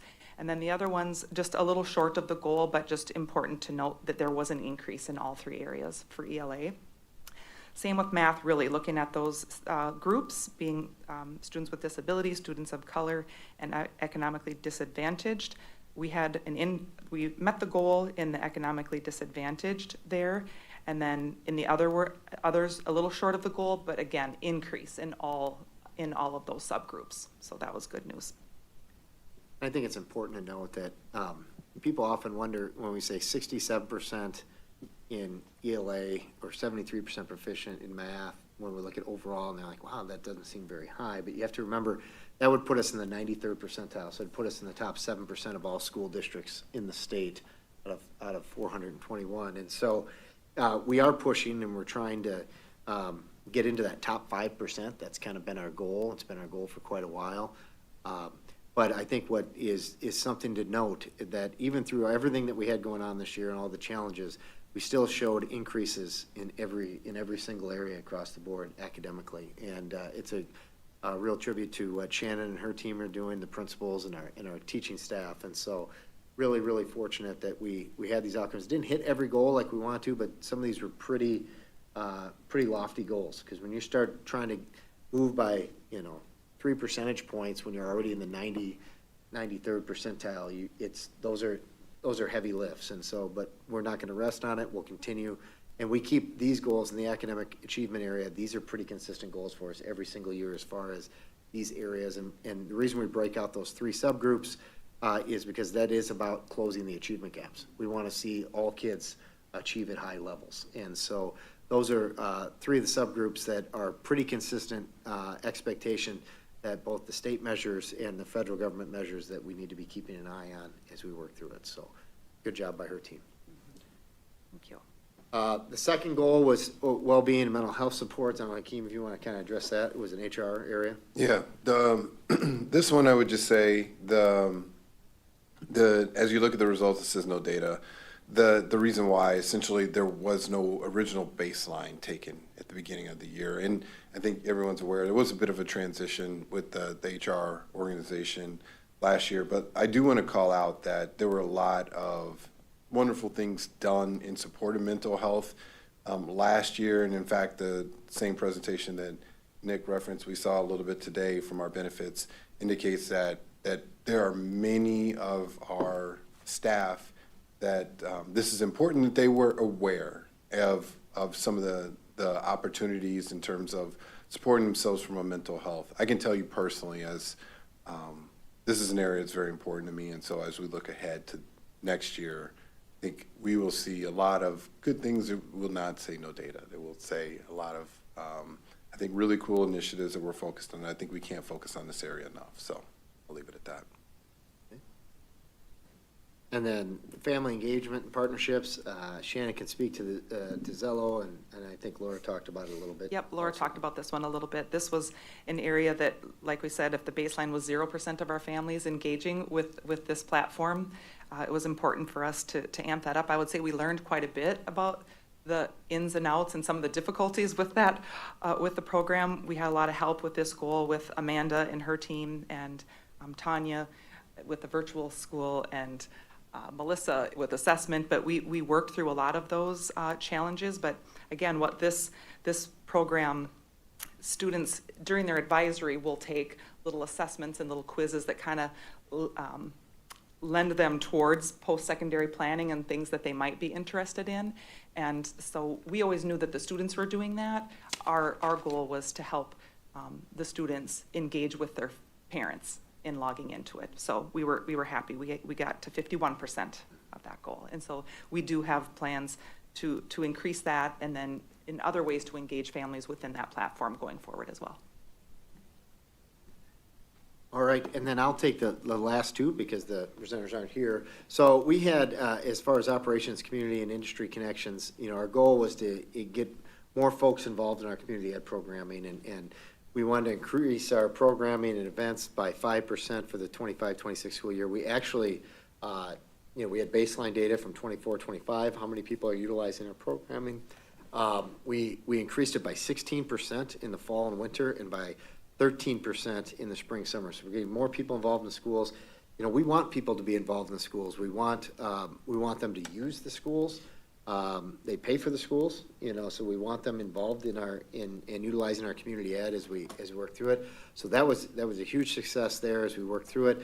The other item we had for a district goal related to making sure that we got information out to the community as it related to, and getting it up on our website, as related to all the decisions and things that were going on. And so, 100% of all the information related to school closures was posted on the website within 48 hours. We had made sure all that, and actually 95% of the information got there within 24 hours. And so, really hit that one out of the park. We're continuing to look at how do we communicate with folks, how do we make sure we're getting the information out. We want to make sure we're staying as transparent as possible. And so, Tracy, who's no longer with us, who retired this year, did a great job on that, and making sure that we were up and keeping that information out. And she was also part of community ed, working through those things. So definitely a big thank you to her, even though she's retired from the district, but definitely left a positive mark on the district. So as we move into probably September, and we'll be meeting with the board to kind of talk about what will be the 26-27 goals. The administrative team started working on this at our administrative retreat last week, and starting to look at what those goals are. We'll also be sharing kind of what those action plans are with the board coming up, either at the work session in August or more than likely the work session in September, so you guys can see what are all the pieces that go into this. So there's, each building, each department has, full-scale plans, and they're called, the action plans that we have, scorecard action plans, to make sure that these things aren't just something that we put, we vote on or you guys accept in September and then they don't think about it until the end of the year. We have different step points and things like that to make sure that we're moving in the right direction. They're all tied back to our strategic plan and making sure everything's tied back to the strategic plan. So one of the other things I think we'll do as well when we go through the goals for 26-27 is we'll do kind of a brief refresher on the strategic plan that we put together last year that goes from 2025 to 2030, so you guys can kind of see how that's all tied back. So, any questions about district goals? It was really a positive year. We didn't survive the year; we thrived in the year, and there was a lot of positivity across the board, from academics to athletics to our arts to activities, but also on the financial side, the operational side.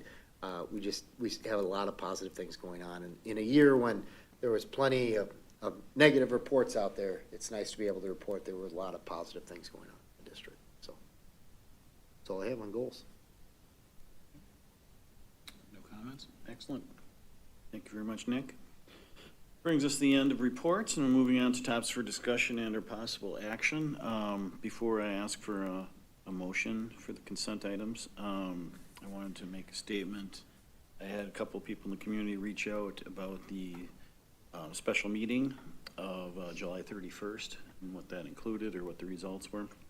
And we had a revision to the proposal to the purchase of the UU property, and that was negotiated in closed session as required by law. And then we came out of closed session and voted to approve those changes. Those changes included taking the stipulation that the UU property is annexed into the city before it is sold or closed. That was removed by the purchaser. And the second thing was we got a closing date, a confirmed closing date, as Nick mentioned earlier. And what was the third one? Change in price, or a slight reduction in cost per acre. And the board voted in favor of accepting those changes and moving forward with the sale of UU property. And, I would make clear that the stipulation for being annexed in the city was never a requirement of the school board. It was part of the original proposal that came from the buyer, and that was their change. So if no one has any comments on that, Brian? Well, Mr. President, I just want to highlight how important this is for this district, this community, to move on from this to complete the sale. Kudos to the administration for working through it. I know it started long before I was on the board, but it's really great to be here, have a confirmed closing date to sell that UU property. Hopefully it'll be developed into, housing in our community as well. But it's really great news. Yes, and I would say this has been going on long before I was on the board as well. And I've actually had a few past board members reach out with, hey, you finally got it done. You guys, congratulations. Because that's been something the community has requested when we keep coming back for more money, to run the district efficiently and sell off those assets. So, yeah, I think we certainly have a value for that sale as well. So with that, I'll accept a motion to. Mr. President? Yes. I move to approve of the consent items and that the Chief Financial Officer, Operations and Officer be authorized to pay bills in the amount of $2,660,062.37. Do I have a second? Second. Second from Megan. All those in favor say aye. Aye. Aye. Those opposed say nay. The motion passes. Next up is our designated fund balance. Nick? you Yeah, have any see, voice left? yeah, if Bonnie was here, you'd be hearing more from her. So this is a document that was basically at the bottom of the updated budget projection. So our recommendation is that we designate fund balance for the potential budget deficits that could occur cumulative over the next 4 or 5 years. Now, remember, when the board takes action, if the board says yes, there'd be a motion to approve the recommended restricted, committed, assigned, and unassigned fund balances. You understand that even if you vote for that, you can undo that at a future time. A future board can undo it. You're not tying the hands of all future boards, but this is an item that we have to have kind of in the wheelhouse as we head into the September annual meeting and budgets that way. In the past, we've done things related to the capital projects and things along those lines. We've designated fund balance for self-funded health insurance as you kind of work through it. So you should be able to see those different ones that are on there. So the recommendation for the administration would be to approve the list of restricted, committed, assigned, and unassigned fund balances for the 27 school, going into the 26-27 school year. Basically, it's how you finish the 25-26 fiscal year. Mr. President? Yes, Molly. I had just had a question that I had emailed Bonnie about it, and it was just a little quirky thing that I was like, okay. And my husband, who's a CPA, was like, seriously? Rolled his eyes at me. I guess I feel like it's a little misleading to have that $11 million in the 25-26 school year when it is a projected deficit for the next 4 years. And I know that it's like kind of our little plan that, hey, we have almost 31 million right now. Right now, the way it looks is we're gonna have to spend $11 million. So plan for this, but I just wanna make it really clear that those are projected, combined, long-range deficit. It is not for the current school year. Correct. Yeah, and we just want to make sure that people understand that we know on the books that potentially we could have these liabilities outstanding. And so we don't want somebody to go, well, why don't you spend down that $30 million in fund balance down to like 10? Well, we really don't have 31 million to spend down. We actually, there's about 19, and I think I've kind of told you before, we like to have about 25% fund balance because it allows us to not get into a cash flow issue with the cash flow borrowing and things along those lines. And so we like to have about 20 million on hand at any given time to make, whether it be payroll, purchasing and things like that, because we don't get constant paycheck from the state. Our revenue sources come at different times, and so that's why you just can't carry almost no fund balance. Otherwise, there are districts that do. They carry very low fund balances, and then they get into what's called cash flow borrowing. The simplest way to explain that would be, think of a payday loan, and that's what they end up having to do. They have to borrow money to bridge them until they get their next state payment or their next property tax payment, things like that. The problem with that is then you're paying interest on that money, and it's usually not low. And the other thing is, by having a decent fund balance, when we do have to borrow money, like we did for our construction projects, we have a AA+ bond rating, one of, I think, only 8 school districts in the entire state that have that out of 421. Really wanted a AAA, but we were denied that, as you know, for reasons outside of our control. Not that it's kind of a sore spot for me, but there's only, I think, one other school district that actually has a AAA bond rating, and it has to do with just the sheer taxable valuation size. There's just not much we can do about that. So that's kind of how we're sitting, and as we move it forward. So we're not planning on spending 11 million, and as every year goes, that amount will be adjusted based on any reductions or changes we've made based on projections. Thank you for clarifying that. Yep. Do we have, us doing this will not change the bond rating at all? No, I mean, first of all, we don't have any anticipation that we're going to be borrowing money anytime soon. As far as, we are in a great spot with our facilities. We don't anticipate having to go to a facility referendum anytime in the foreseeable future. The only time we would potentially borrow money down the road would be as if we're going to refinance bonds.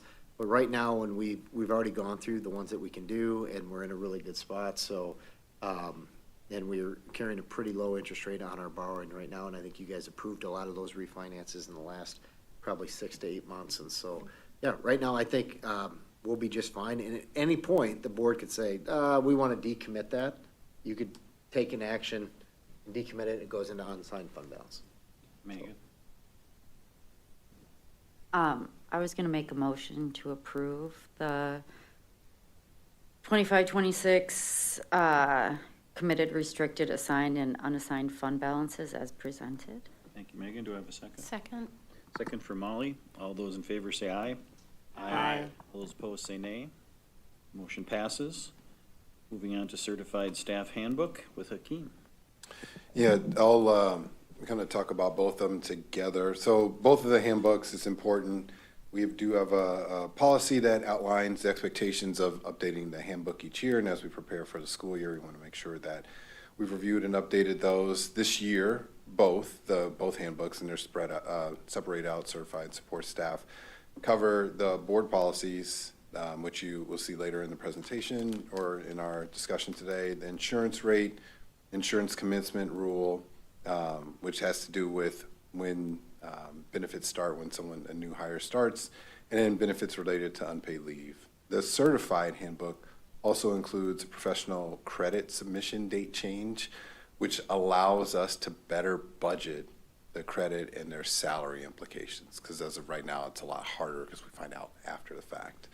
So as with any book, and this is my first time going through this process, it is no small undertaking, and it is all of our leadership team reviewing the information. It's our HR team. It's you as well. You all shared with me some of your feedbacks, and I just want to thank you for that. And so for both of them, you will see this is a reflection of what you saw earlier last month, in addition to some of the changes that you had recommended, but a lot of those we just covered the high level, but you have the link for each one to review. Any questions? I just appreciate you putting the summary at the top of kind of what's changed. I always like that. I mean, give you the quick hits, and then people can go and read the nitty gritty as they choose. So thank you. That's a nice Absolutely. change, Hakeem. I appreciate that. Mr. President? Yes, Aaron. Because I wasn't at the last meeting, and I know you said you read my comments and stuff, I'm just wondering if, I'm not seeing it in here, if we were going to add a stipend for meeting presentation for teachers. I brought that up. We didn't really go anywhere to make a motion on that, or. I just see I see quite a bit of context in here about where teachers and staff get extra things in here. And I'm just wondering if, I mean, Nick and I talked about that before, and he thought this would be an easy addition at the time, but maybe not, I don't know. Yeah, and I think that the way it can work is if you want to move forward, it would be not the non-instructional rate. So Okay. it's already in there. So if we're needing them to come and present, we can issue it as a non-instructional rate, which is already, so it wouldn't be necessarily a separate item in the handbook. It would just be if the board said, hey, we want to start compensating, use the non-instructional rate, then that's what we would start doing. It wouldn't necessarily be a handbook change. Sure. Is there some kind of language that could overlap that in this text, so teachers are aware of that? Or how that would fall under, does that? I guess what I can do here, I don't know what that overarching language would be. It's just, we have that just set up I bet Hakeem as does. required meetings. See how it says other required meetings? It's on page 20. So if we require them to be here, we would pay them at the hourly rate where it says other required meetings on page 20 of the handbook. So would that cover also volunteer basis, like you're asking for volunteers to come and present? Usually if it's one of those where people are kind of like voluntold, type of thing, it's Sure. kind of. Voluntold, that's a better term for it. Kind of one of those things, but, usually it's some level of, hey, if we need something, then that's where it would be covered under that. If we don't need it, they just want to come and observe or stuff like that, we wouldn't pay them the hourly rate to do it. And so I think that's kind of where we're sitting through it. And, and it's non-contract time, and we do that, primarily curriculum readings, IEP meetings, the SMART goals, and then the other required meetings. So, that's why we just kind of put it in as a catch-all. Sure. Yeah, I didn't mean to make it sound like we just didn't do anything. Nick didn't had take it said that way. kind of the same thing. Nope. Yeah, but the way it sounded, I kind of thought it sounded that way. So, no, I mean for me, what I would say. Mr. President, so what it sounds like is the query Aaron was asking about is kind of already covered within the policy handbook and language, and there, we already have the ability to and do pay teachers for coming to required meetings outside of the school day. I just want to make sure clarity here. Okay, so we're good. Yeah, so we do, no we do pay for required Okay. meetings outside the school year. If teachers wanted to come and speak at every single board meeting about whatever they have a topic on that, no, we wouldn't do that, but if it was part of, correct? Yeah, if we need them here to present something specifically, yes, we have the ability to pay them for that, especially if they ask for it. Okay. Yep. That would be good for us to know, the departments, we could just, if we're looking for volunteers, we would just be able to say that. We would be able to say, we would be able to compensate you. That would be great, and doing that. not looking to overlap other things that are in the agenda. I know that was one of the things that was mentioned when the recordings stuff came up, that, teachers are not jumping to do that, and if they knew they were being compensated to do so, which they should be for their time if they're presenting, would be really nice and maybe help make a change there. Yep, agreed. Thank you. Okay. Mr. President? Yes. I make a motion to approve the 2026-27 Certified Staff Handbook and Support Staff Handbooks as presented. Very good. Do I have a second? Second. Second from Brian. All those in favor say aye. Aye. All those opposed say Aye. nay. Hearing none, the motion passes. Next, we're doing Transportation Services Contract Extension with Hakeem. Yeah, this is going to be the same that you saw last month. It covers the 4.2% rate increase, and it references a 4-year contract extension. Again, that was in conjunction with Safeway so that they view it as a partnership. They were asking for that, and we felt that that was a good relationship to continue. Molly? Do we need a motion on this? We do. I move that we accept the Safeway Bus Company contract increase for 2026-27, an ongoing contract that Hakeem has presented. Second? Second from Megan. If there are no comments or questions. Mr. President? Yes, Brian. I just wanted to, we talked about this at the last meeting, and kind of reiterate some of the conversation, which I think we could summarize as Safeway's been a really good partner with the district. They've done work to make their operations more efficient. They even opened up their books as part of this contract negotiation to really show that they're a partner with us, they want to work with us, and, you know, in general, I think, at least I think they do a great job and are willing to be flexible and listen to concerns of the district. So I just think it's important to summarize that. I think the 4.2% in this inflationary environment is really needed to continue serving our district well. And Brian, I think just a good call out, and it's a reminder, just one of the things they highlighted is it's important for them to get good staff. And that they want to ensure that they continue to have that relationship. Part of that is having the staff. And so this in part really does cover that. So thank you for highlighting that. And then I will tell you that I've since spoken with them since the last meeting 3 times. Each time is continues to get better. They truly are partners for the Hudson School District. Yeah, thank you. Well stated, both Brian and Hakeem. And again, that's a good partnership that works and has worked for both. And it's one thing Nick has often said, and past superintendents have also said, is, you know, busing is not something school districts really want to be involved in. and you know, for consistency and different reasons. So, if no other comments, I'll ask for a motion. Oh, do we? Oh, we did. Yep. So all those in favor say aye. Aye. All those opposed say nay. Hearing none, the motion passes. Next is first reading of the student wireless communication device. And it looks like just the rest of everything is just Hakeem, but so not even. Yeah, I'll speak high level, but we go through each one. And what I will say is that each one of these are what was shared last month, but I will cover each one, and then we could just, if you have any questions, we'll talk through it. The wireless communication devices is really just the movement towards not having them in our schools while instruction is happening. And so we needed to make an adjustment for that. The separation agreement 510 was really around ensuring that we're not specifically trying to create non-disclosure agreements. It's more of an HR kind of administrative policy, that we're not trying to create non-disclosure agreements that that we know that someone's had misconduct, and that we're using that as a way to kind of hide it. So it's really being very transparent. And so we needed to make an update to the policy to reflect that.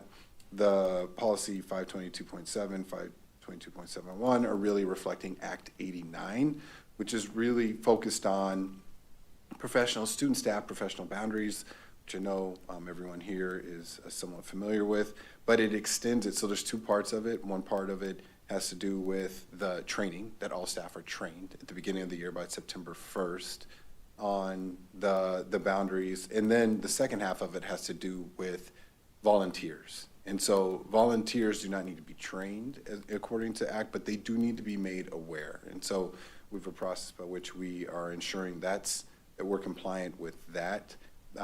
And so both of those are really a reflection of Act 89.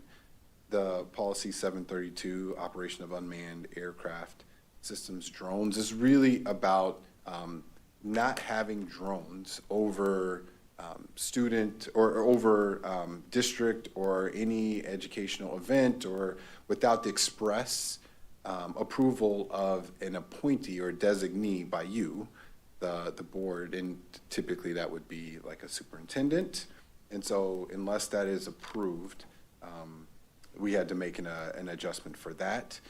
And then the policy 751, transportation services, audio surveillance. And so I believe you're aware, but if not, our busing, so our capability does allow for, we record. There are videos, so Safeway does record. And now what this act and what the law really says is that you should be made aware that audio can be, and that audio can happen on buses as well, and that Safeway, and they've been informed of this as well, needs to label that on the buses so that everyone on the bus knows that that can be recorded, both video and audio. And then the internet safety and acceptable use is part of the great work that Amanda and Shannon and team have done in terms of really formalizing kind of what that acceptable use policy looks like. So that's each one broken out, and you have a summary of each one of those. We wanted to make sure you saw that, and then the goal would be that recommendation would be to approve the first reading. Megan? I have a question about the electronic communication policy. We got one email from someone stating, under this policy, I'm not defined as an immediate family member with my grandchildren. So, like if your aunt works in the school district or your grandma works in the school district, do the parents need to be on that and it goes through Parent Square then? Because I understand we don't want to widen it to like, it's my fourth cousin, but I don't know, it starts to get a little weird if you can't text your grandma. Do you know what I'm saying? Or is this how it has to be defined under law? Yeah, so our policy matches the law. Okay. And it changes the law. However, there is the exemption for familial relationships, and the exemption includes, prior written permission. And so it's to ensure that, that people know, that parents know that their kids are communicating with adults that are employees of our district. And, as much as we'd like to say that, it's okay for grandkid and grandchild or grandparent, we, 99.999% of the time, it is totally okay.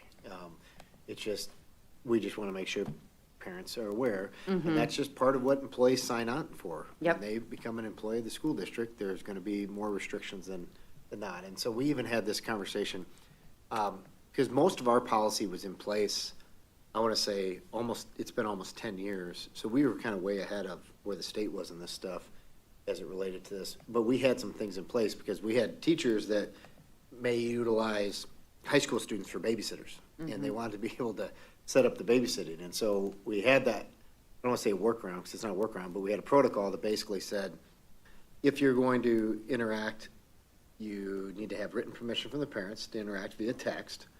And the parent needs to be involved in the text messages with that situation. And so we did have a situation that actually was about 10, 11 years ago where there was a staff member that was involved with the student, and the connection wasn't through the district, it was a family member.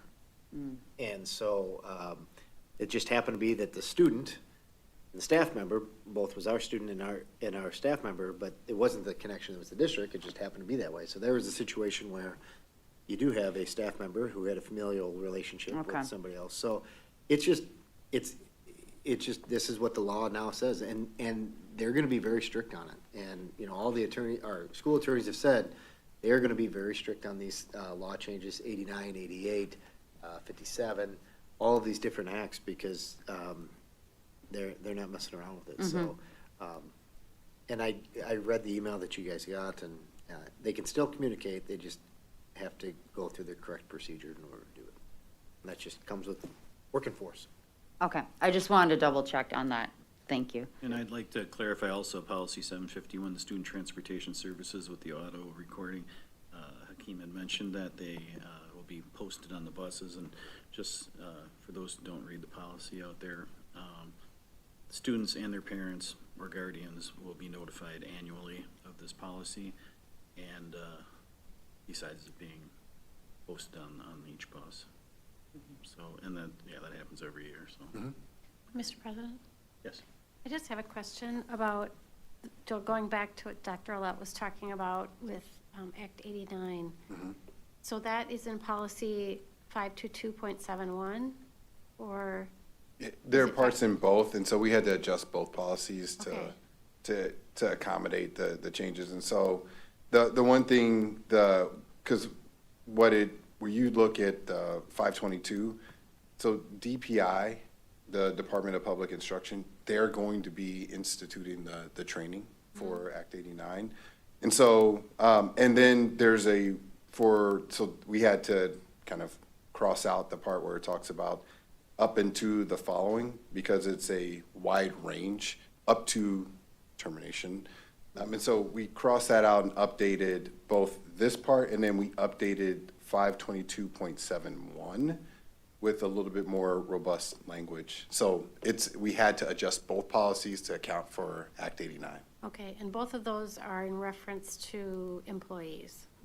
Employees, but it also Act 89 requires us to ensure that volunteers are informed of Act 89. So is that, do we have to have a policy for that? Is that I mean, it's, from looking at what it says, shall adopt a policy on appropriate communication between an employee or volunteer when acting in the individual's capacity and pupils enrolled in the applicable school district, blah, blah, blah. So do we have an associated volunteer policy? If you, under 522.71, where it says employees and volunteers, so guidelines for electronic communications with students, Okay. employees and volunteers. Okay, when thank acting. you. Yep. I missed that part. No, it's good. It's good to check. Yeah, I just wanted to make sure. Thank you. Absolutely. Okay, if there are no other questions, I would accept a motion to accept the first reading of policy, or, agenda items F through K as one motion. Mr. President, I'd like to make a motion to accept the first reading of policies presented in items F through K of today's agenda. Thank you, Maria. Do I have a second? Second. Second for Megan. All those in favor say aye. Aye. Aye. All those opposed say nay. Hearing none, those motions pass. Next up is the Fall Regional WASP meeting. Yeah, this one's Kelly, so I'll turn it over to her. No, I'm kidding, Kelly. So just a reminder that the Fall Regional Meeting is coming up on September 30th. It's in Eau Claire. If you're wanting to attend, please let Kelly know. I think we've sent out an email. If we haven't, it'll be coming out. But we have to get people registered here in the next probably 3 or 4 weeks for it. Usually it gives a little bit of a recognition, does some elections of folks for the WASB representatives, and then it'll have the legislative update and then the executive director's reports. So, so just let us know if you're wanting to attend. We'll put together some carpooling as well to go, but it's in Eau Claire on September 30th. It's a Wednesday. So. Okay, next up, an update on lawsuits with Nick. Yep, absolutely. So there was a question related to the, some of the lawsuits that we had pending this spring. And so I just kind of wanted to run through kind of current status and where we're at. So we had, our first lawsuit that started off just before Christmas related to school closures and open meetings. That lawsuit was eventually dismissed as we continued to kind of work through that. In all, that lawsuit was about a little over $15,000 in costs to the school district, of which we pay the first $10,000 deductible with our insurance policy. The second lawsuit was then filed not long after the first one was dismissed, related to open meetings, claiming open meetings violations by the board. That lawsuit was also dismissed, and in that lawsuit, the cost of that one was just over $15,000 until it got to the dismissal.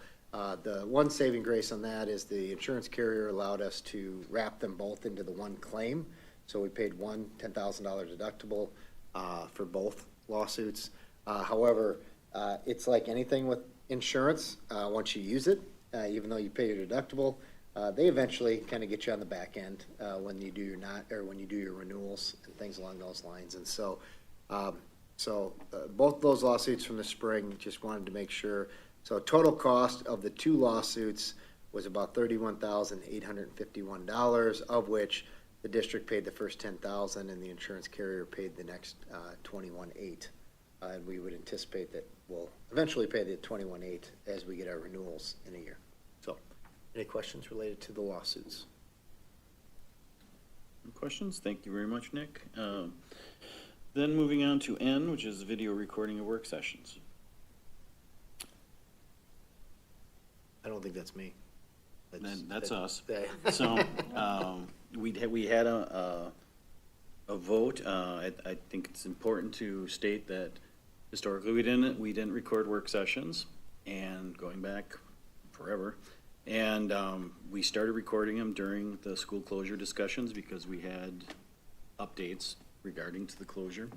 When we first said we'd start recording them, it was understood that we would record, and once those meetings stopped having that information on the work sessions, we would go back to the way we had it. As a result, we did get some pushback in the community. We've had some people speaking, some people writing emails.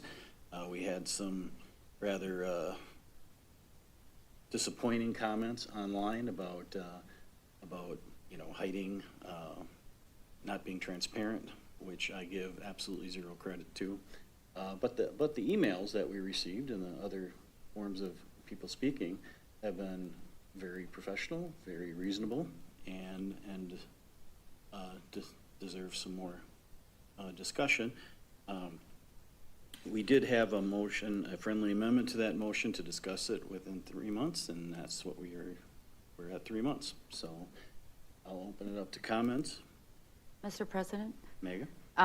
So I made the motion to table it because I was so tired at that meeting, I couldn't think straight anymore. That was like a 4-hour marathon night. One of your first meetings, Hakeem, I think we were really putting you through the ringer. And, I've gotten, it hasn't been a barrage of emails, but it's been quite a few. And, Danielle was here today speaking to, and we got a couple more emails today. And, everyone's asked, it's really helpful to have it recorded. And I know when I wasn't on the board and I had, young kids at home, you can't always make it, like a lot of these parents are saying. And it is where the substance of the discussion happens. So I think, you can't always make it the night of. People are interested. And so I lean towards moving forward with recording the work sessions based on the feedback that we've gotten. And as I've thought about it more, thinking, if I wasn't on the board, what would I want? So that's my 2 cents. President? Molly? Thank you. I agree with you, Megan.